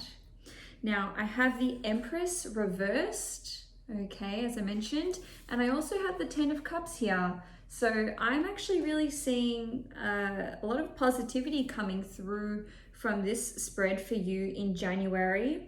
I feel like, you might be relocating physically from where you were because it wasn't serving you with the Empress. I also am getting the feeling like you guys, a lot of you Libras, wanted to grow something, okay? And that might even be starting a family or starting a new business, and you've actually gone through a bit of a rough patch in that respect, because the Empress always speaks about having abundance and being really fertile. So the fact that she came out reversed says to me that, you were going through a period of feeling like you didn't have enough, maybe you didn't have enough space in where you were currently living, and now you're looking to move on. Or perhaps, there might have been issues with fertility, with getting pregnant. Unfortunately, it breaks my heart to say this, but I feel like some of you Libras may have suffered a miscarriage recently, or perhaps your partner has suffered a miscarriage, which is why I'm seeing the healing card here for some of you, of course, not for all of you. But I am really happy to say that with my Ten of Cups card, I really do see, happy family situation. All right. So if you were in that situation and you did suffer that tragic misfortune, it's not like all hope is lost. Of course, you suffered a loss with the Six of Swords. You do have a lot to heal from, but you will move. It's not about moving past and, just acting as though the grief's not there or that it didn't happen, but you will be able to start a family and, try again to have that happy family life that you've been seeking and that you've been wanting. Again, that's not for everyone. For some of you other Libras, I see this as just to reiterate, that something that you tried to make happen, some seeds that you planted with a business idea or venture or even a friendship, just didn't turn out the way that you wanted it to be. But there are greener pastures ahead for you. I'm just going to pull some tarot cards for some more clarification.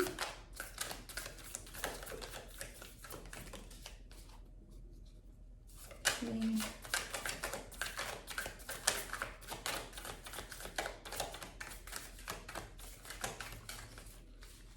So I've got the 11th house here, which is all about friendship and community. And I have Sarah's, which says nurture. Okay, so the 11th house card did come out reversed. So for some of you Libras, this is about friendships not working out the way that you thought that they would, whether it's one in particular or several friendships, or, it could actually be like a community or a group that you were a part of and you've had to walk away from that, whether that's because they're no longer in alignment with you or because something happened, like some kind of discord or argument, or maybe your responsibilities at home with your home life have taken you away from your friendships, and you're feeling like, you're not able to spend time nurturing those friendships. Again, we have the nurture card here.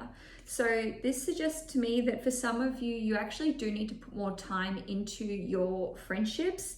I feel like maybe some of you are spending too much time at home, whether that's looking after parents or just, being busy with renovations, or, you might have become a parent recently, whether that's in the last few weeks, months, or even the last year. you do need to actually reconnect with people in your life and reconnect with these friendships and nurture them, because I feel like, you know, with the Empress being reversed, you need to actually tend to some relationships here. Otherwise, you may be at risk of having people accept that the distance that has formed between you is a result of you not actually wanting to be friends with them anymore. So I do see that it's needed that you put some more effort into those. And also, just on another note, with the Empress reversed, I also interpret this as being like a lack of self-care and a lack of self-nurturing. So if you've been spreading yourself really thin, doing things for other people, or just like tending to, you know, your children or family members, or just not basically scheduling in some you time, then you guys definitely need to do that, because for you to manifest this 10 of Cups, oh my God, I can't talk, 10 of Cups, happy family life and home life, you need to be putting time and effort and, again, nurturing yourself, because no one is going to be able to pamper you and, you know, pour into your cup to fill you up. You need to pour into your cup, because at the moment I feel like it's empty. Now with your Oracle card, I have Sage. Be devoted and committed. I actually interpret this as you being devoted and committed to doing things for you. You know, as Libras, I know it's very easy to get stuck in, I mean, I'm sorry to bandy about this term, but people-pleasing energy. But really, you know, that's what I am seeing here, that there's been a lot of just thinking about others and not thinking about yourself, and not putting time and effort and being devoted to the things that truly matter. Now, your Moon Oracle card is Full Moon in Gemini.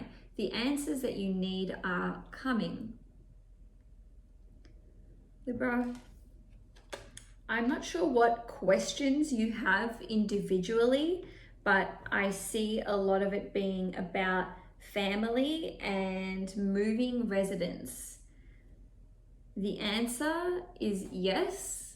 Okay, whatever question it is that you have in your mind, the answer is yes, but not in the timing that you are thinking that it's going to happen. I don't know what that is even pertaining to. That's just like the message that I'm getting at the moment. So you've got the green light, on something, but you just need to be more patient, and you actually need to be ready for the transition. So with the Six of Swords card, you know, sometimes we can really be wanting this change to enter our lives, and we think that we're ready, and then when it comes, you know, when the change comes knocking at your door, it's like, oh, I didn't know this was happening now. Like, what? I'm not ready. So yeah, it could be that things are delayed more than you expected. But on the flip side, something might be coming in earlier than you had hoped for. So just be prepared for both options, because with the full moon in Gemini, Gemini is a dual sign. It's represented by the twins. So this could actually, you know, flip. It could be either or, too early or too late. So my advice there would be to expect the unexpected. Now your crystal action card is Chrysocolla, start fresh. Yes, I definitely feel like with the Six of Swords card that, you know, whatever it is that you've just been through, you need to look at it with a fresh perspective. It doesn't matter how traumatic the experience was. I know I keep picking this card up, but honestly, Libra, if you are taking all these swords with you on the boat, you're going to weigh the boat down, and you're not going to get to your destination as quickly as you want to. You know, you really need to fling these swords out into the water, because that stuff is heavy. Whatever it is that you've been through is really heavy, and I totally sympathize. You know, I don't know what it is for all of you specifically, but we've been through eclipses, we've been through a lot of change. 2020 has been nothing short of traumatic for many, many individuals, but you simply cannot bring the energy of 2020 in with you to 2021. Let it go, Libra, let it go. You really need to, so that you can get to this beautiful 10 of Cups energy, which is what you really truly desire. Now your Angels of Abundance card is deservingness.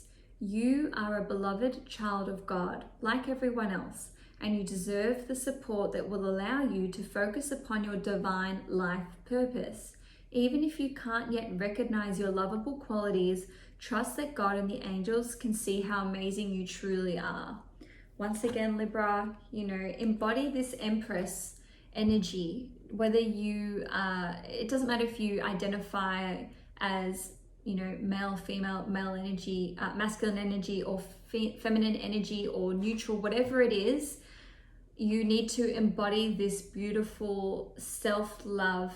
She's a radiant goddess, and everything that she touches turns to gold, and you deserve that deservingness. Okay, Libra, just remember and remind yourself that you deserve all of your all of the happiness in the world, all of your dreams and ambitions. You deserve all of this to come to fruition. Now, your last oracle card is Relinquish Control. Okay, I'm gonna lean in a little bit closer there. I really want you to look carefully at this card, Libra. As you can see that, this figure is sitting on the floor. She looks quite downtrodden and, nothing short of depressed. But if you look closely, she's holding onto a string, and I really feel like this is her holding herself back. And you can see at the very top of the image there, that feather, this is like, if only she would let herself go and truly take flight, then she would soar above the mountaintops and achieve all of her wildest dreams. Part of the reason that you feel like things aren't happening as quickly as you want them to is because deep down you don't feel that you are deserving, and you need to relinquish control and let your spirit soar and let yourself manifest what it is that you desire, Libra. Now I'm going to pull an animal totem card and read out the message, and that'll be the last thing that we do for this reading, okay? Oh, okay. The dragon. I love this card. Actually, if you look at the front of the book, you can see you've got the dragon eye there.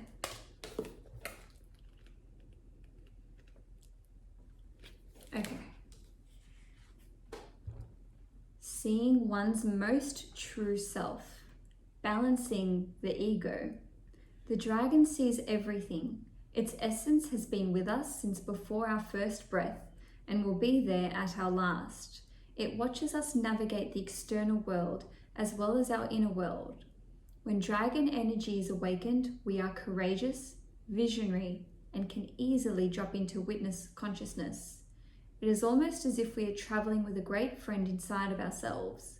When we look in the mirror, deep into our eyes, we may even glimpse the self behind the self, the one who is watching us.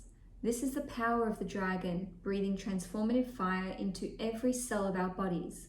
Witnessing this omnipotent energy, even for a brief moment, helps us surrender and let go.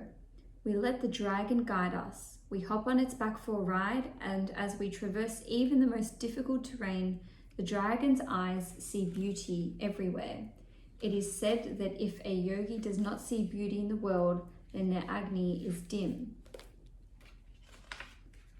Agni is described as inner fire or sacred intelligence. May even just the mention of the dragon stir the embers of intelligence within you.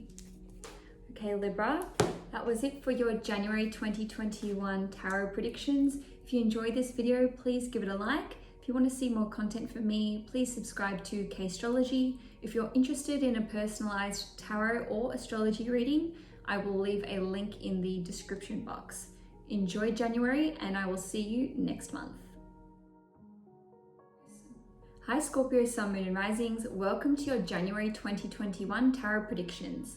I'm going to start off with your oracle card, and then I'm going to shuffle some tarot cards. So I'm switching things up a little bit on this channel, and I hope you enjoy it. Your first card is Number 19, eternal dance, movement, wheel of life, and path of least resistance. I don't think you Scorpios like to hear that. Path of least resistance. Oh, okay, let's see.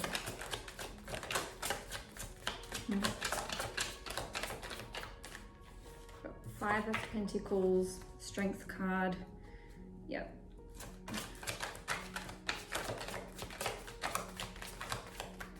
One more.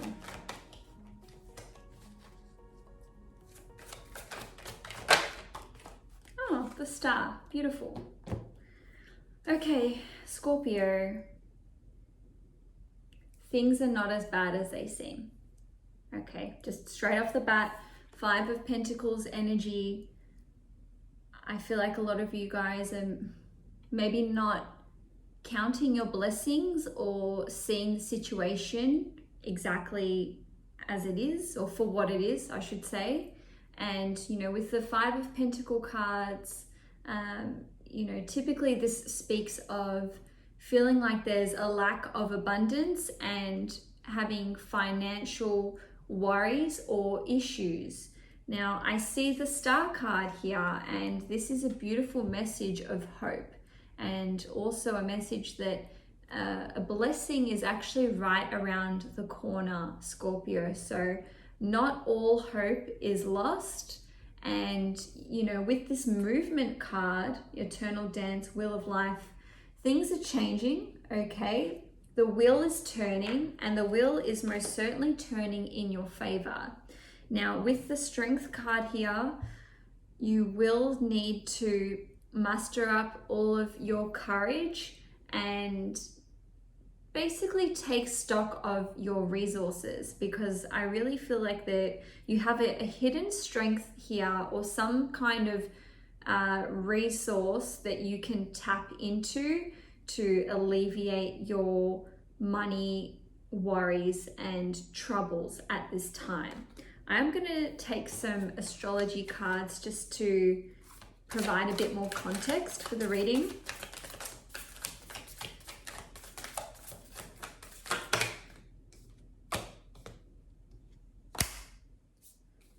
Okay. We have Capricorn reversed, Vesta, devoted, reversed, and GEMINI in the heart, which is interesting because this is really playing into the Strength card. So you guys, you need to loosen your grip on this situation. You know, I feel like with Capricorn being reversed, you're trying too hard to cling on to certain resources or a certain stream of income. If you have recently lost some form of employment or a financial stream of income that you used to rely upon, first of all, I'm really, really sorry to hear that for you, Scorpio.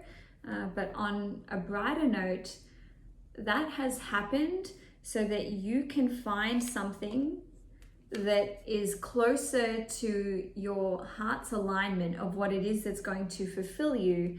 And, you know, losing this employment or source of income has actually occurred so that it can free up your time and make you more available to be devoted to the things that bring you joy and happiness. And it's what I'm seeing here and what I'm hearing is that it was actually a blessing in disguise.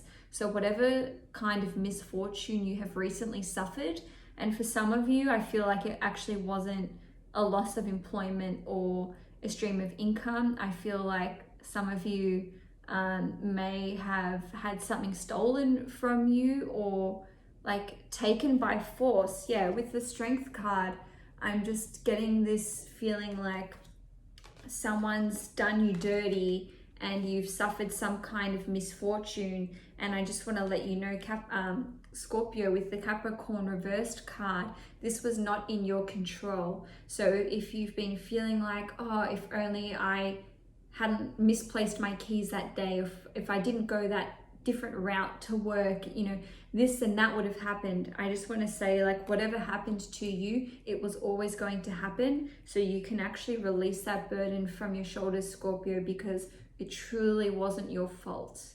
Now, your next oracle card says, Lord, take charge with authority.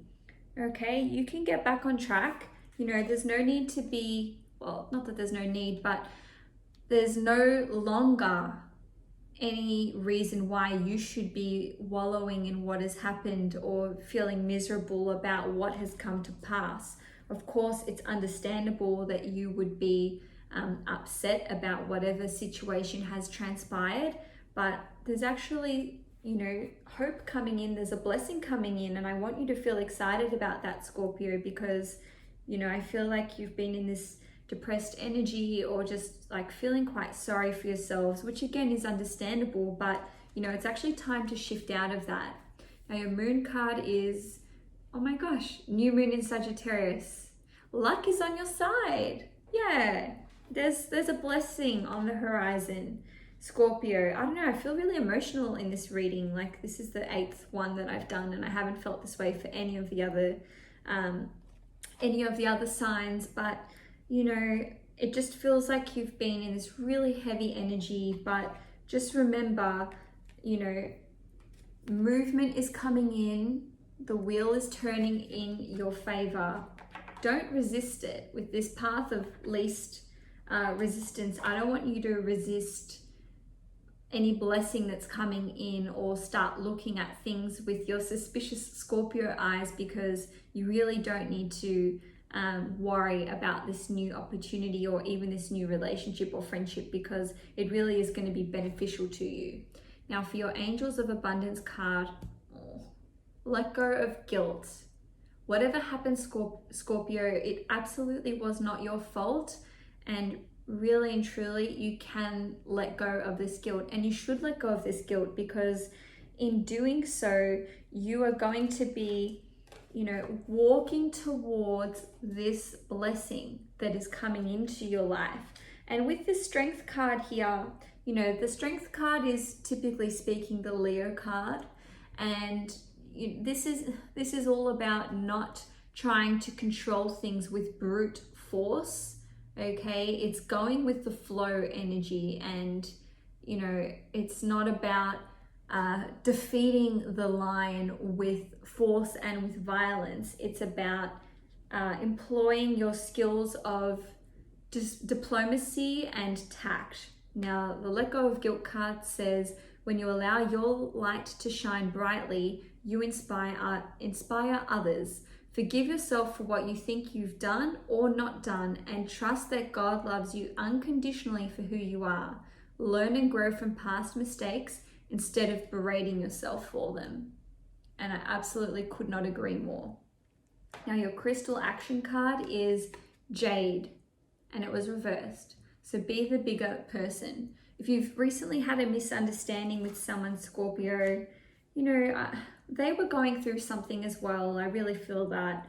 And maybe you can just not necessarily give them a pass, but you don't need to sink down to their level, because sinking down to someone else's level who has wronged you or harmed you, and that could even be getting revenge on this person who once again may have done you dirty, that is not going to be good for your spiritual merit, okay? Karma does accrue, and I really honestly believe that. And even if you know, take some kind of revenge on someone else, you may not see the repercussions of that in this life, but it will come back to you in the next life. So, you know, just be careful. And I know you're not all like vengeful and vindictive. I'm totally not buying into the Scorpio stereotype, but I'm just saying that there's an opportunity here for you to be the bigger person, and doing that will bring you closer to the blessing which is coming into your life. Now your oracle card is Practice Positivity, and the card was reversed, Scorpio. Please move out of this 5 of Pentacles energy, because, you know, we actually attract to us the sorts of things that we are constantly thinking about. you will probably hear about people manifesting abundance, right? And positive people attract positive experiences. The same thing goes for negative experiences as well. So if you're in a vibration and a state of negativity, unfortunately, that is going to keep attracting negative experiences into your life. Now, your animal totem card, which is the last card I'll pull for today. And then I'm going to read out the description from the handbook.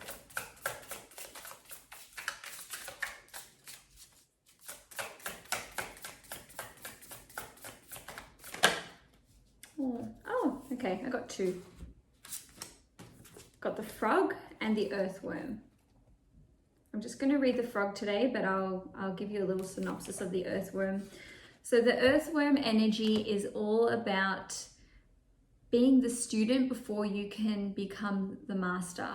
So if you have recently started a new course or a new job and you're feeling like you're quite out of your depth and that there's so much that you need to learn to be able to progress, through the corporate ladder or whichever workplace you're in. It obviously doesn't need to be the corporate world, but just remember that every single master was once a student, and sometimes beginner's luck can be on your side. So the earthworm is definitely about beginner's luck, and as I've mentioned several times throughout this reading, luck is on your side. So don't feel like being under experienced or not having enough experience in a job, or feeling like you don't have the knowledge to back up what it is that you're doing. Don't think that way, Scorpio, because sometimes when we start a new job or a new course, having a fresh pair of eyes and a fresh perspective is really refreshing. And that's a segue into the frog card, right, which is all about rejuvenating, really. So clearing, cleansing, healing. The frog and the water element are almost inseparable. A frog spends its first months of life entirely within this healing element and then emerges to rest on land. But no matter how earthly the frog becomes, its need for cleansing and rejuvenation is regular. Frogs tend to become overworked and undernourished, so it's vital that such sensitive creatures practice self-care. This card serves as a reminder that water helps us cleanse, forgive, and release. Time to dive in. Frogs aren't meant to carry a heavy load. When in balance, clear energy and enthusiasm for life. When out of balance, depleted and running on empty. To bring into balance, lake, river, ocean, or bathhouse. Scorpio, being close to water is very healing for you as a water sign, and it's very soothing to the soul. I'm sure that you guys have already experienced that for yourselves, but I can't stress enough that if you have the opportunity to go near a large body of water, or even to have like a water feature or fountain, or honestly even a goldfish in your home, that will be really healing for you. So Scorpio, that's all I have for you for January 2021. If you'd like to see more content from me, please subscribe to K-Astrology. If you enjoyed this video, please give it a thumbs up. I will also be putting out my January horoscopes, so keep an eye on those. Otherwise, I will see you in February. Hi Sagittarius, Sun, Moon and Risings. Welcome to your January 2021 Tarot predictions. I'll start off with your Oracle card, and then I'm going to pull some Tarot cards for you. So your Oracle card is Enchanted Forest, Mystery, Magic, and Excitement. That's what I like to hear, Sagittarius. And we have just had a total solar eclipse in your sign in Sagittarius on the 14th of December. So I definitely see powerful new beginnings coming in for you guys.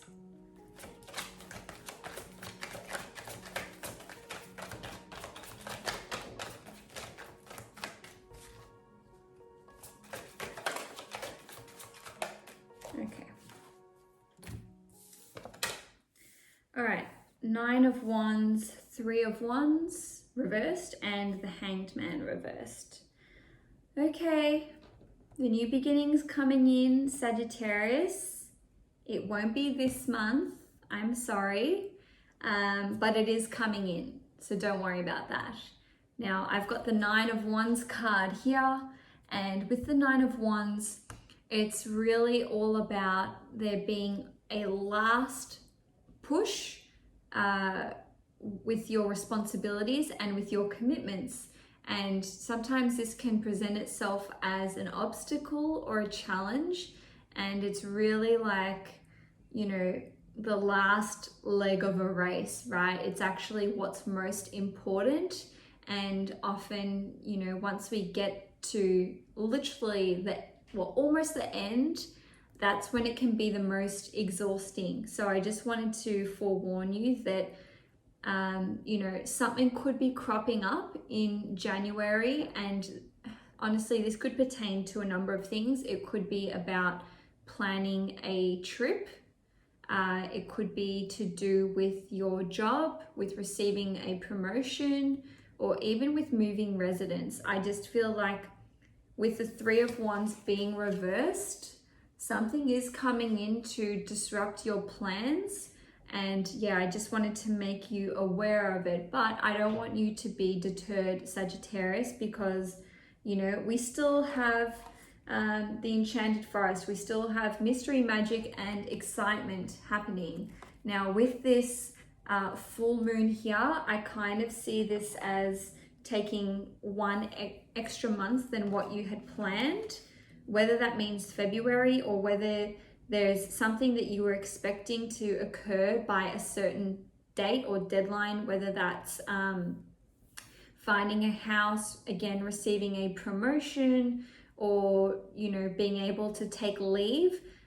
If you had a certain date that was provided to you or in mind, even if it's not January, it could be like May, plus 1 month, okay? So plus an extra month for the timing of that situation. Now I'm just going to pull some astro cards for some more context for the situation.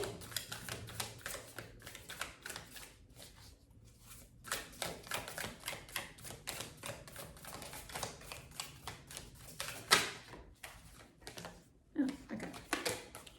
Yeah.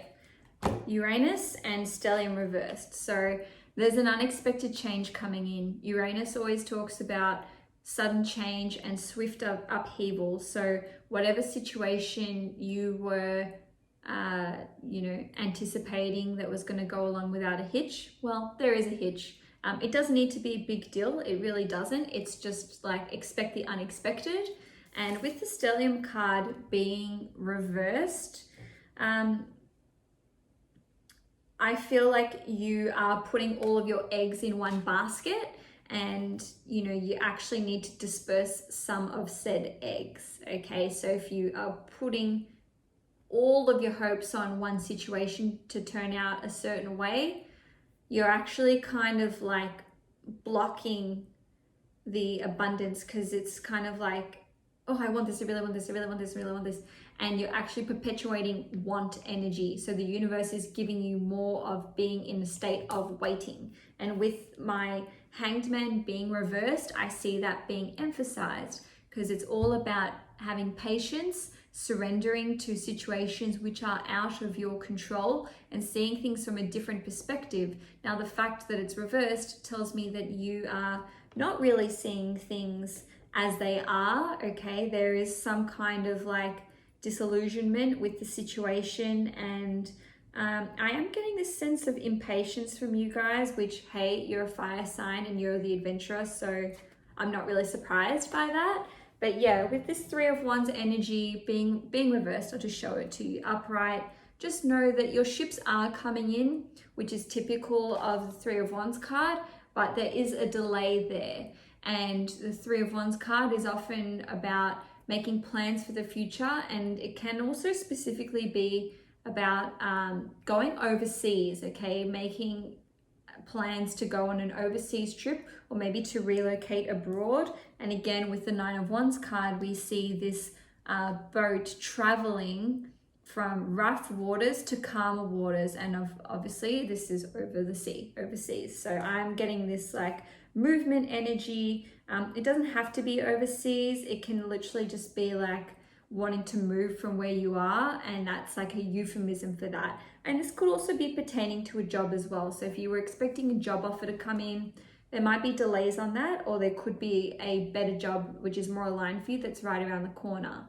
Now for your oracle card, I have Father Sky, trust in the unknown.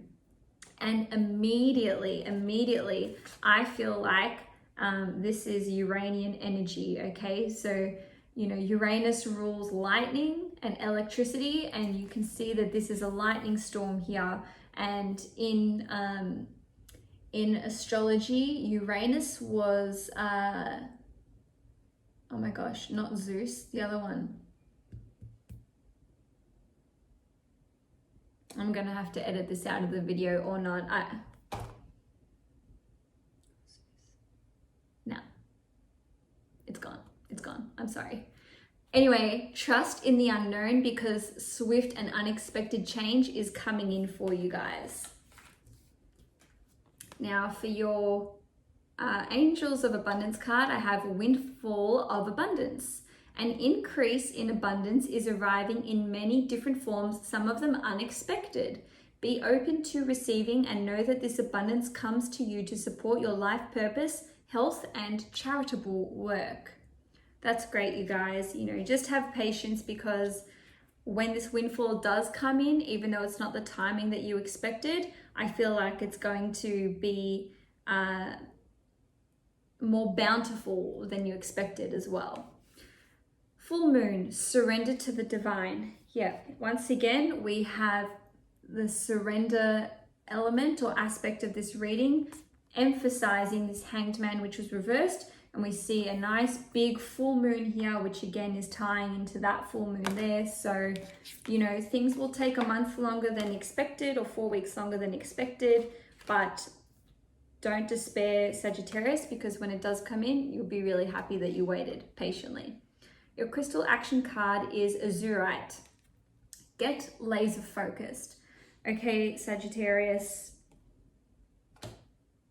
time to buckle down, all right? Again, this is the last push, 9 of Wands energy. Get laser focused. You have one more obstacle, you have one more challenge. The universe is asking you to put all of your time and energy into this project or this situation. Don't be scatterbrained. Don't be, you know, picking up too many projects here and there. With the 3 of Wands card being reversed, I also see this as procrastination from the real goal that's at hand. Now, with one of your oracle cards, I have relieve anxiety. Relieve anxiety, okay? You guys need to meditate. I feel like I say that to at least one group in every reading, but you really do. You really need to meditate, Sagittarius, because I feel like you're in this like scattered energy, and when's it gonna happen? When's it gonna happen? I'm so excited. Like, I can't wait any longer. I can't wait any longer. And even though that's it's excitement, it's still nervous tension and it's still nervous energy, and you really need to temper that and just relax a little bit, okay? Coming from a Taurus, just chill. I'm married to a Sagittarius. He's got 5 placements in Sagittarius. Sometimes you Sagittarians just gotta chill out, okay? Meditate, relax, stay at home for once, if that's possible, or just take a breather before you go on the next adventure. And don't start something new just because you're waiting for this other thing to come in.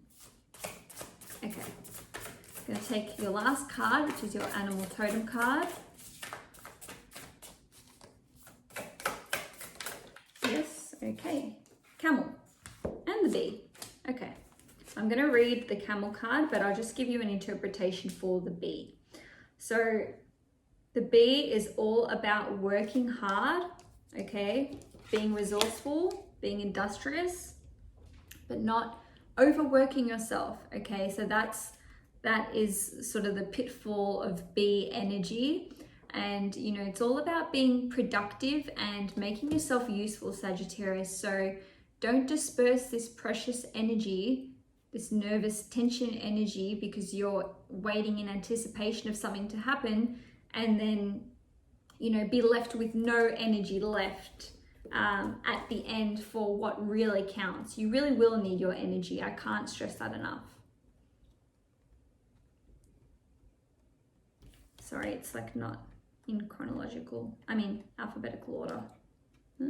Okay, there it is. Just one sec. I'm sorry. I'm really need this. I had a frog in my throat. Okay. Camel. Resourceful. Independent. Knows one's self. The camel can handle absolutely anything as it carries a wealth of nourishment within. This wondrous creature is self-reliant and handles challenge with ease. Even in the face of excess heat, judgment or anger, the camel searches inside for the cool elixir of water to calm the situation. The camel represents the ultimate form of bringing opposites into balance, fire and water, and being responsible for one's own reactions. The camel is a wonderful traveler and is especially fond of trips to far away lands. When in balance, calm, content, sparkle in eye. When out of balance, oh my God, you're not going to believe this, dehydrated and lacks vitality. To bring into balance, a pilgrimage. Yes, I feel like I was really picking up on that dehydrated energy, Sagittarius, and I've had like 2 liters of water today. So, you know, relax, meditate, and also hydrate. If you haven't had water for a while, go drink some. All right, Sag, that's all I have for you for January 2021. If you enjoyed this video, please give it a thumbs up. If you want to see more content from me, please subscribe to my channel, K-Astrology. I offer personalized tarot and astrology readings. You can find that in my description. Anyway, Sag, I hope you enjoyed it. I will see you guys for my January horoscopes and of course next month with my February readings. Take care and see you later. Hi Capricorn, Sun, Moon and Risings. Welcome to your January 2021 tarot predictions. I'll start off with your oracle card and then I'm going to pull some tarot cards. So we've got number 18, apprehension, moving out into the world, doubt and fear.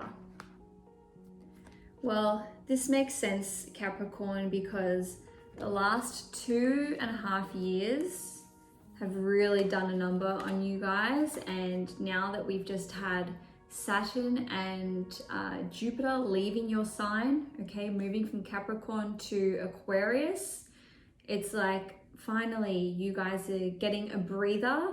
But I feel like a lot of you guys are like, but something's about to happen, right?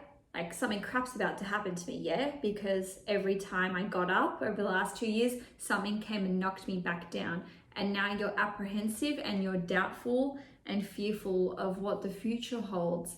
And for so many of you Capricorn, Sun, Moon and Risings, especially Capricorn Risings, you are on the precipice of some huge new beginning.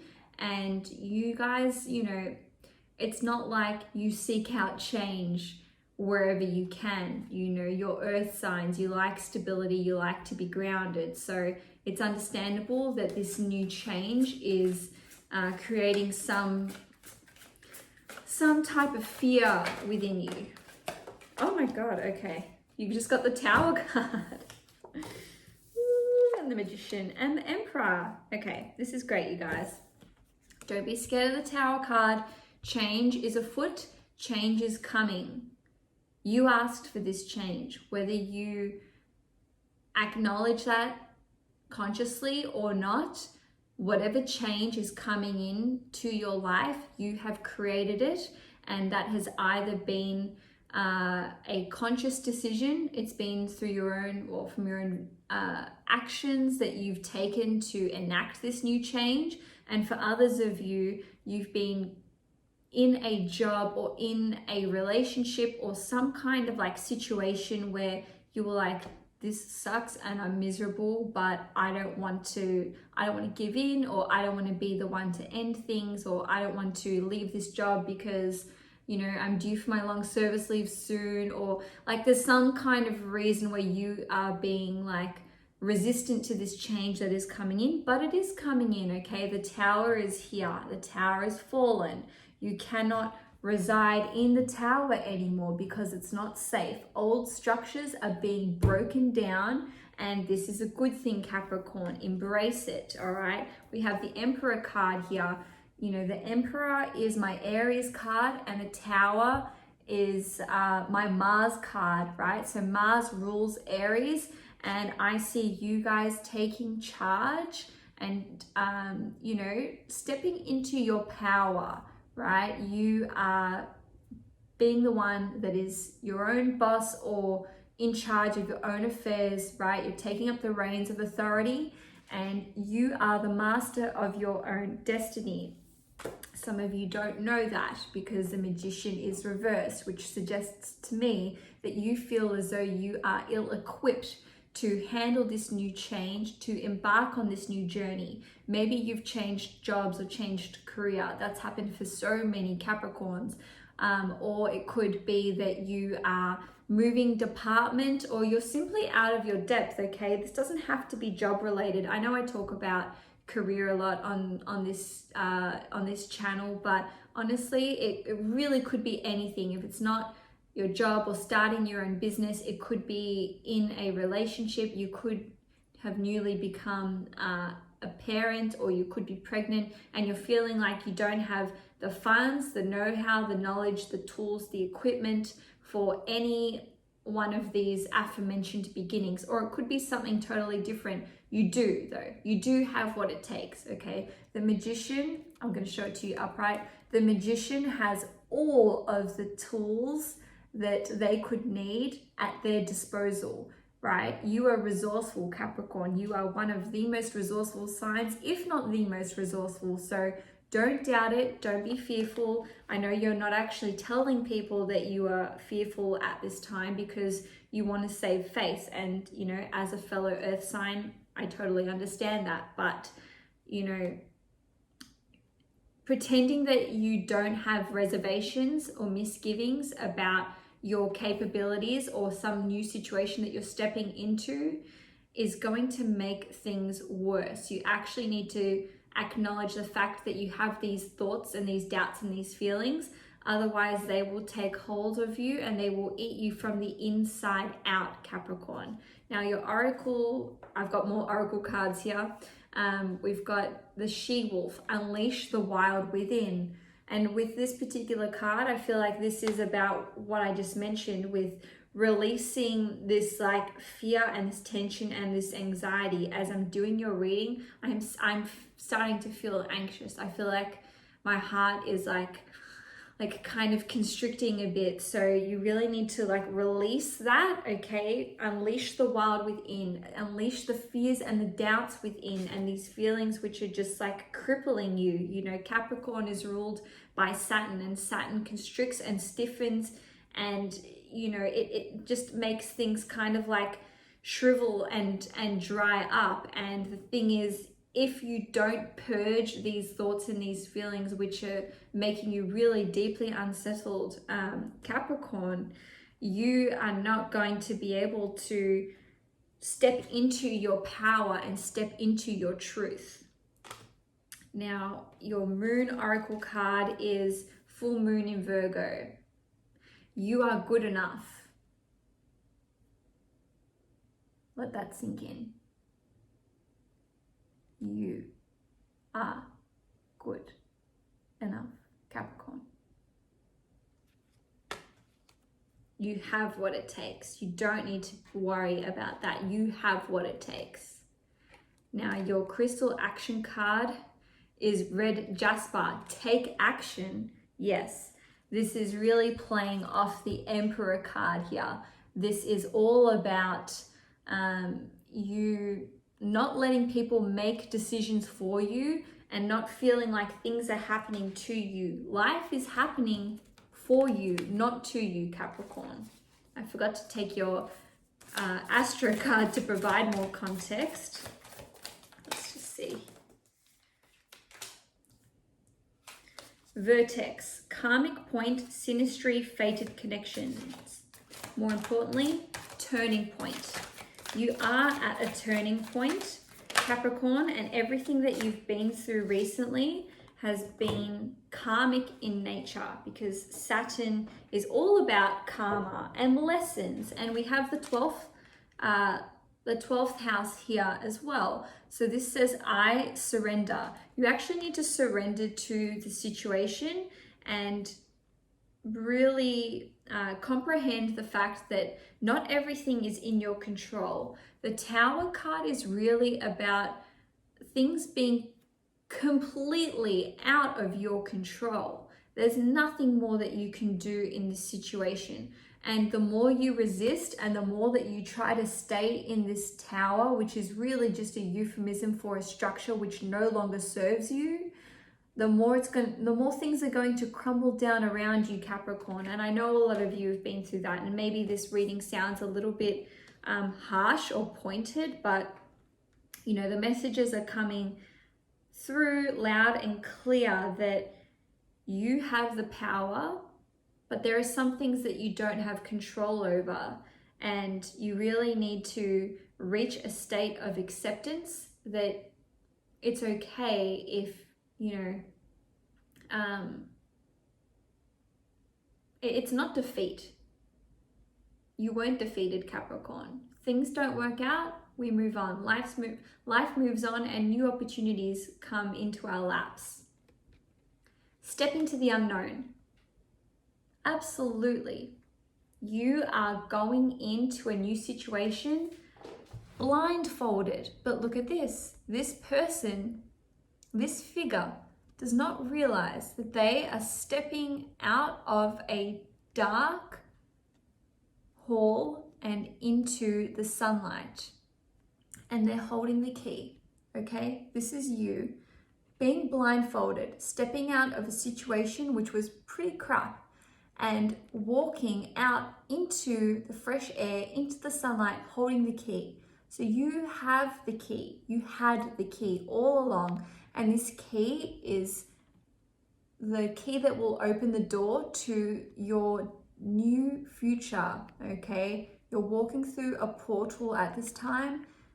You have a covering over your eyes though, so you can't really see things for what they are, and you won't know that you have stepped out into a new chapter of your life until you've actually gone onto the other side and stepped into the unknown. Now, your Angels of Abundance card is declutter. You'll feel better and more focused if you'll take the time to clear away clutter from your living and workspace. Donate what you can to help others who may need your items. Be sure to keep your schedule uncluttered as well. Yes, Capricorn, if you're feeling at a loss as to what to do next, you can start purging your surroundings.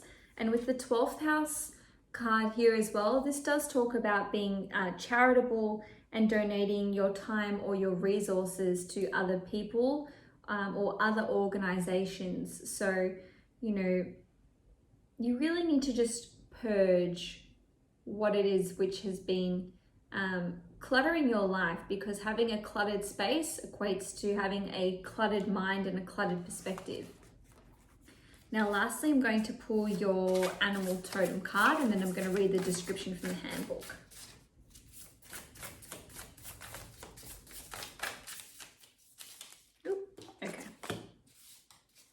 The buffalo. Yes, there have been some bumps in the road for you, Capricorn. I sympathize. I know a lot of Capricorns and it's not been easy for them, so it's okay because things are getting better. Buffalo. Grounded yet heavenly. Practical yet spiritual. The hooves of the mighty buffalo are grounded in the earth, yet it's its heart and mind.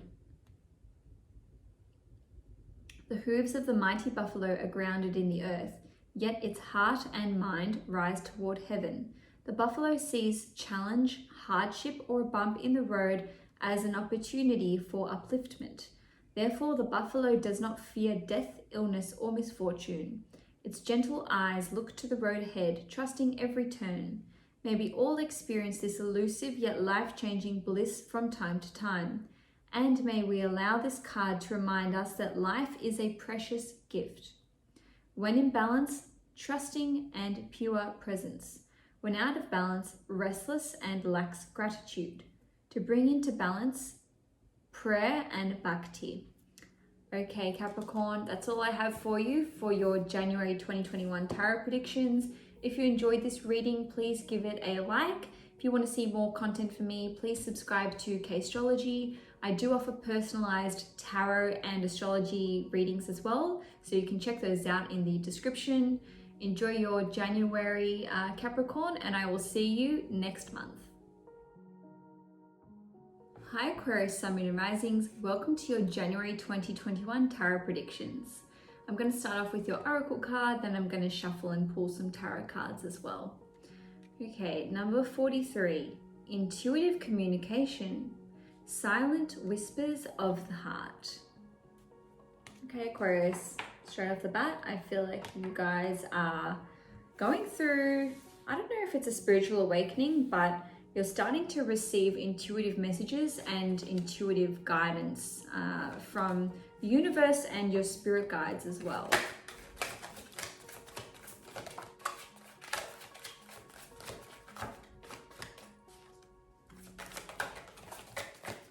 Oh, okay. All right, we have the Wheel of Fortune reversed, the Two of Cups, and the Queen of Wands reversed. Okay, so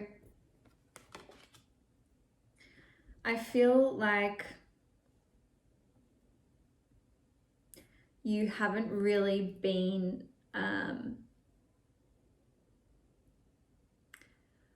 should I put it? It's kind of like you haven't been showing the world the real you. Okay, with the Queen of Wands being reversed, you know, the Queen of Wands generally is about being in the energy of being super confident, you know, turning heads, being super individual, and really being happy and satisfied and confident in who you are as a person.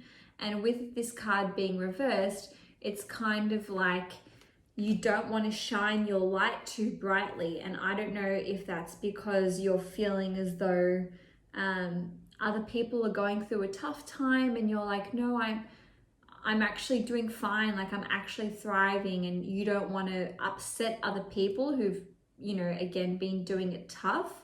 Or maybe you've suffered some kind of knock to your confidence where you tried something new for the first time and it like didn't go as well as what you were expecting. Or it could even be like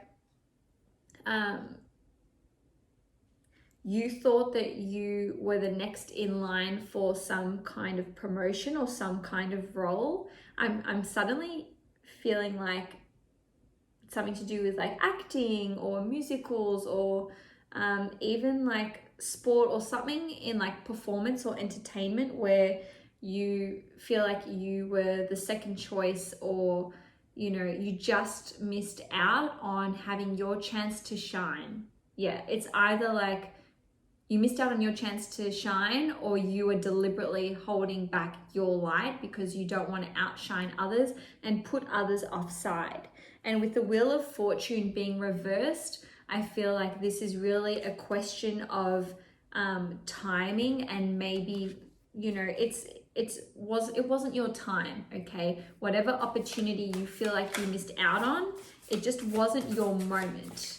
And if it's a case of not wanting to outshine others or put people offside, don't feel like you have missed the boat with that, or missed the opportunity for that to come to fruition, because it's still going to come in.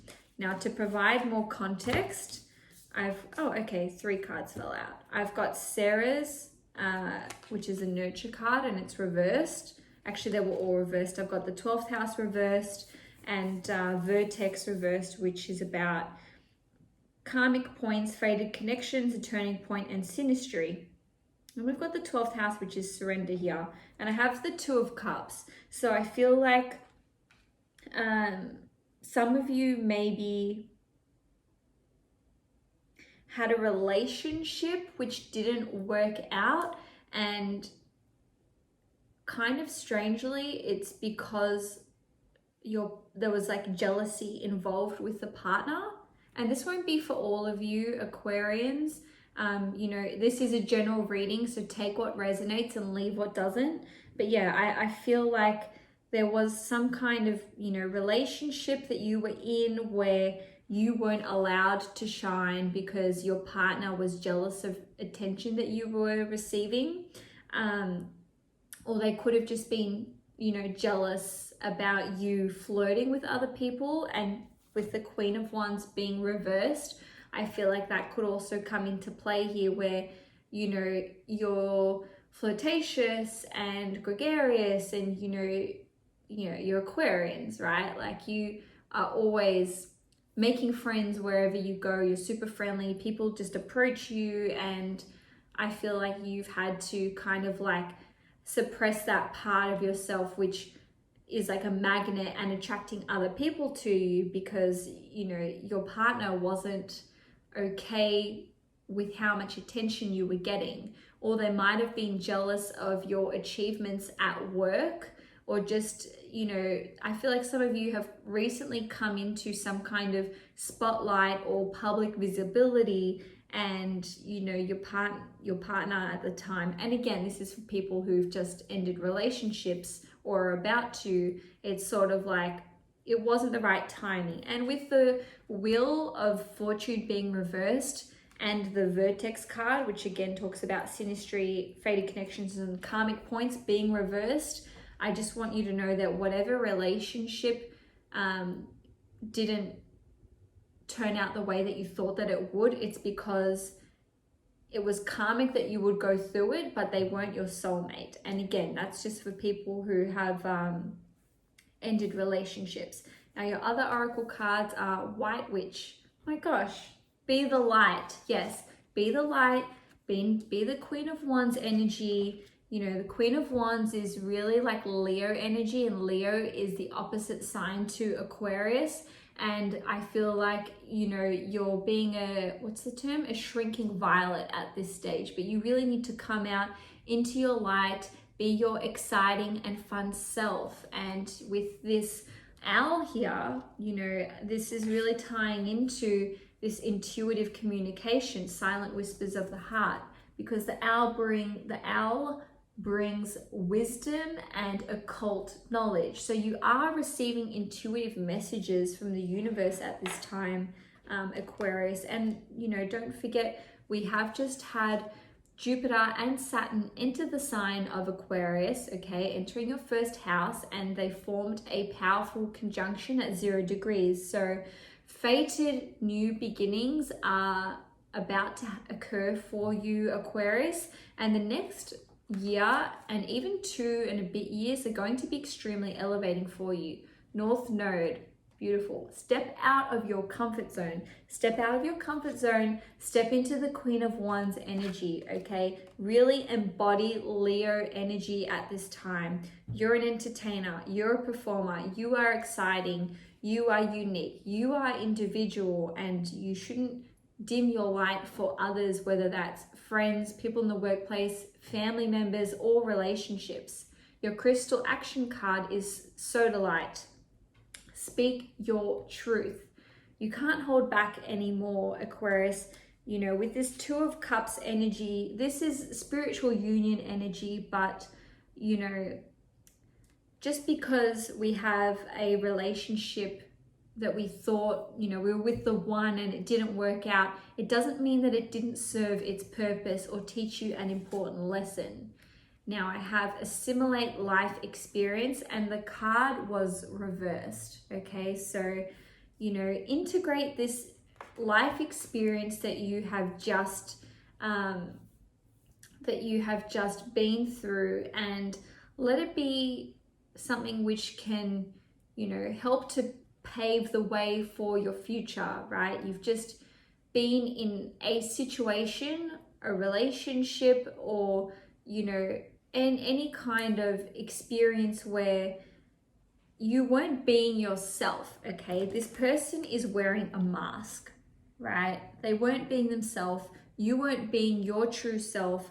And the goal here, Aquarius, I mean, the goal is not to be in a relationship, but if that's something that you want to attract into your life, the goal is to be in a relationship where this person can see your face and they can actually see you for who you truly are. You should never be bending and contorting yourself, you know, into like a bloody pretzel to try and conform. You're the anti-conformist. You're Aquarius, right? You know, you guys need to really just be yourselves fully, truly, wholly, and unapologetically.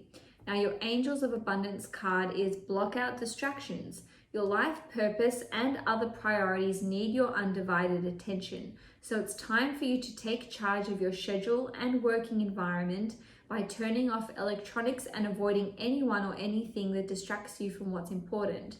You already know what these distractions are, and you have the power to responsibly block them out. I guess this has turned into kind of a love reading in a way. If you have just been through a relationship breakdown, I feel like with this reading, I'm getting strong communications messages that you need to stop communicating with them. So from that, I really hear block them, okay? And that, I mean, obviously, if you remain friends or you have children together, that's, you know, not, it's easier said than done, or it doesn't apply to you, okay? If you are still friends, if you are co-parenting, you can't just block them. If that's not the case for you guys, you know, just take the initiative. You don't need to keep getting this, these messages which are disrupting your day, or this influx of abusive messages for some of you in some cases. You really don't need to tolerate that. Now lastly, I'm just going to pull your animal totem card before I finish the reading. That was way too many cards.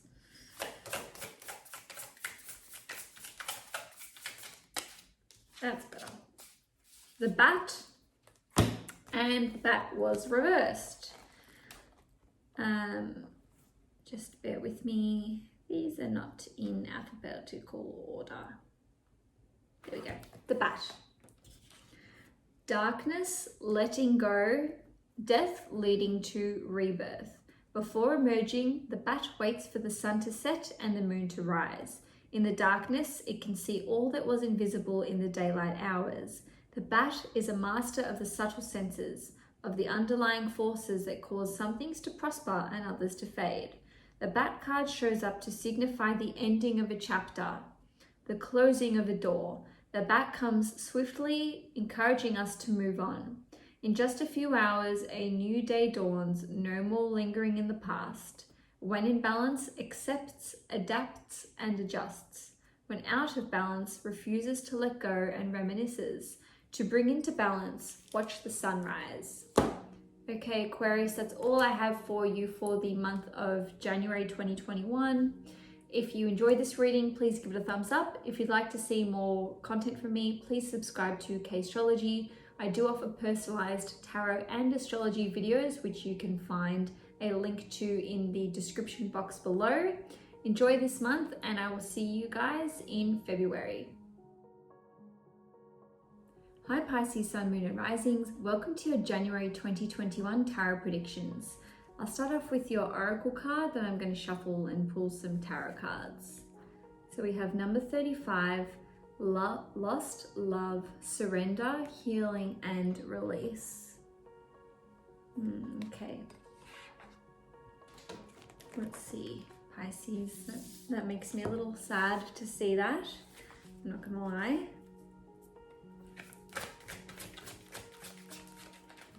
Oh, okay. Got the 10 of Wands here.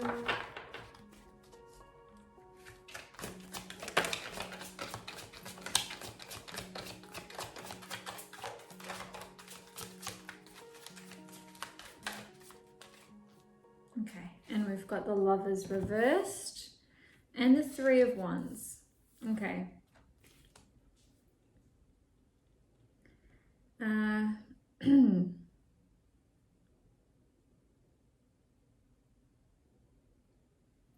Some of you have said goodbye to a relationship.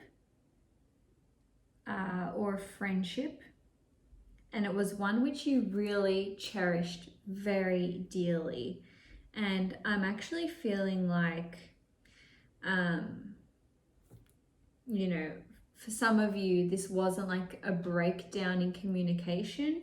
I am feeling like maybe someone passed away. I'm going to pull some astro cards just to provide some more context.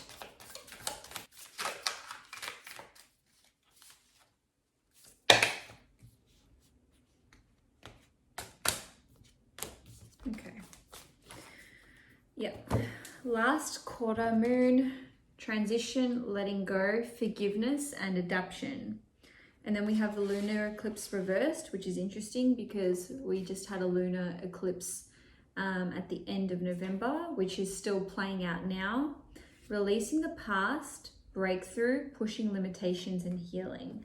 And then we have the Chiron card, which is about the wounded healer. So some of you have been really let down by a person, whether that's in a relationship or a friendship. It could even be, I don't know, I'm suddenly feeling like it could be a family member as well, where, you know, you just feel like you were the one contributing a lot to this relationship. And of course, this is for people who didn't lose someone recently. You know, this is for a relationship breakdown where with the 10 of Wands, you were putting in all of the effort and it was not a balanced relationship. There was no give and take. And, you know, ultimately that's why the relationship resulted in a breakdown, because you were just doing all of the work. And with the Lovers card reversed, I just feel like there was a lack of gratitude from the other party, and you're just feeling like they weren't respectful of you and all of the time that you put in. And, you know, with the wounded healer, with Chiron here, this was like really painful to you, where you were like, can't you see how much effort I've put into this relationship? And with the 3 of Wands card here, I feel like maybe you were planning something with them, whether that was planning a trip away, some kind of, it could be moving residence or just doing some new project with them. I just feel like you were putting in all of this time and effort in the planning stages with them, and they just really let you down. And with this lost love card, surrender, healing, release, I now have honestly 4 cards on the table talking about releasing, letting go, and surrendering. So, you know, if it's a relationship that you don't want to say goodbye to, that's completely fine, but you actually need to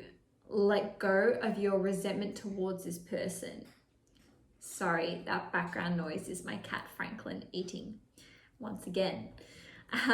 So anyway, Pisces, you know, you actually, if you are not going to say goodbye to this relationship and you're not going to end it, you're not going to walk away, you actually need to find a way to let go and surrender and move on from the situation, because harboring this resentment is actually a huge burden on your shoulders. And you really can't make plans for the future for yourself, okay? You know, we can forget the other individual for a moment. You really can't make plans with them, plans for yourself, if you are still focusing so much of your energy on them. And if you're really just feeling so emotional about this breakdown in a relationship in some way, shape, or form. Now with your oracle card, your other oracle cards, I've got Magic Guardian, unlock the magic within. Okay, so you actually have an opportunity here, Pisces, to heal yourself. Okay, you don't actually need an apology from them. Maybe you're hoping for one, but I'm sorry, if you're waiting for an apology, it's not going to happen. I don't see it coming in from the other person. I still have more cards to get through, but you know, you can heal yourself, okay, with a wounded healer with Chiron energy. In Greek mythology, the only person that Chiron, who was a gifted healer, could not heal was himself.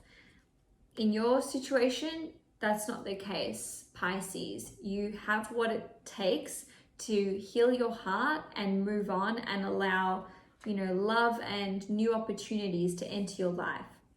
New moon in Capricorn. Your hard work is paying off.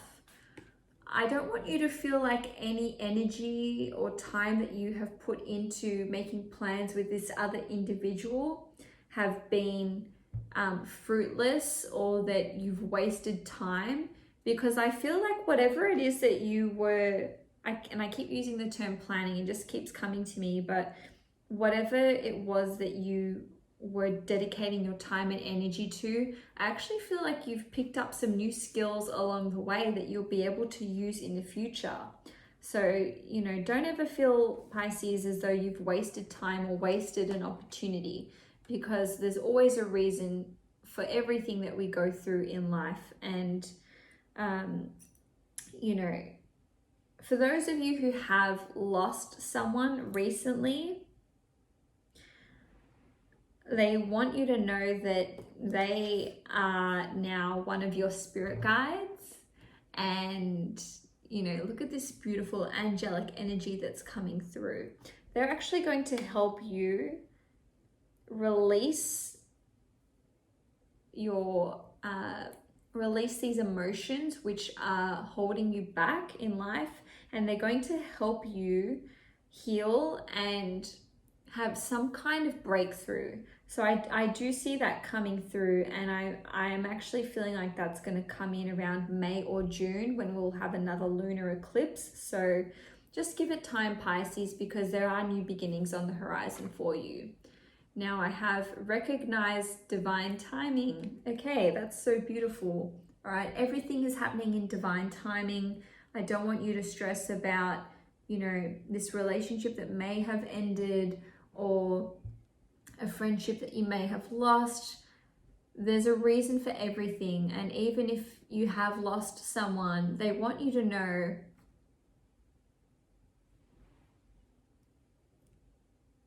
that it was their time, to go. And it doesn't matter if they were young or if they were old. They want you to know that in this moment right now, when you are watching this video, they are actually at peace, and they understand that there was a divine reason for the timing of their sudden passing. And I do feel like it was sudden and unexpected. Your crystal action card is Ocean Jasper. Schedule yourself in. Pisces, you've been putting far too much emphasis on these other relationships and on these other people who have sadly disappointed you. And it's time for you to make plans with yourself. Book yourself in for a bit of pampering or a bit of you time. It doesn't have to be going out and getting a massage and getting a facial. It could even be like playing on the computer, or I don't know, playing solitaire. I'm sorry, I don't know why I mentioned the most boring thing imaginable. No offense if you like solitaire, but honestly, it could be anything. Whatever it is that's going to rejuvenate you and make you feel, cozy and chill and peaceful at home, or out and about. Just set some time aside for you to really just release whatever has been going on for you, and just, embrace some overdue me time. Now I have your Angels of Abundance card, Successful Funding. Your idea is divinely guided and supported by the same infinite wisdom of God that gave you the idea. Do not allow money concerns to prevent you from turning it into reality. Crowdfunding, partnerships, and other investments are available to help you. With this card, I feel like some of you had a business partnership disintegrate, and that's what I was saying about, whatever plans you've been making or whatever it is that you've been learning, those skills are still valid and they're still transferable, and your idea is still recognized in divine timing. So don't give up on any kind of creative plans or ideas for a new business or a new invention that you might have had, because they will be successful and it is a divinely guided idea. Now, lastly, I'm going to take your animal totem card and then I'm going to read out the description from the handbook. The Scorpion. All right, you guys are going through a hugely transformative period. Just bear with me. Scorpion. Passionate, competitive, tends towards isolation. The Scorpion is a passionate and determined creature. Their career is very important to them, as are a few select friends. Sometimes the Scorpion's heat festers and they focus on an unresolved event from the past, usually a situation where they were left feeling burned. Wow, this is really on point. The Scorpion card says it's time to come clean about your feelings so everyone can heal and you can get back to your usual fiery but fun self. When in balance, wild and free, fierce. When out of balance, jealous and resentful and unresolved. To bring into balance, honesty and, importantly here, forgiveness. Okay, Pisces, that's all I have for you for January 2021. If you enjoyed this reading, please give it a like. If you'd like to see more content from me, please subscribe to my channel, K-Astrology. I offer personalized tarot and astrology predictions, so you can find those in the description box below. Otherwise, you can head to kastrology.com. I hope you enjoyed your January reading. I will see you guys in February 2021.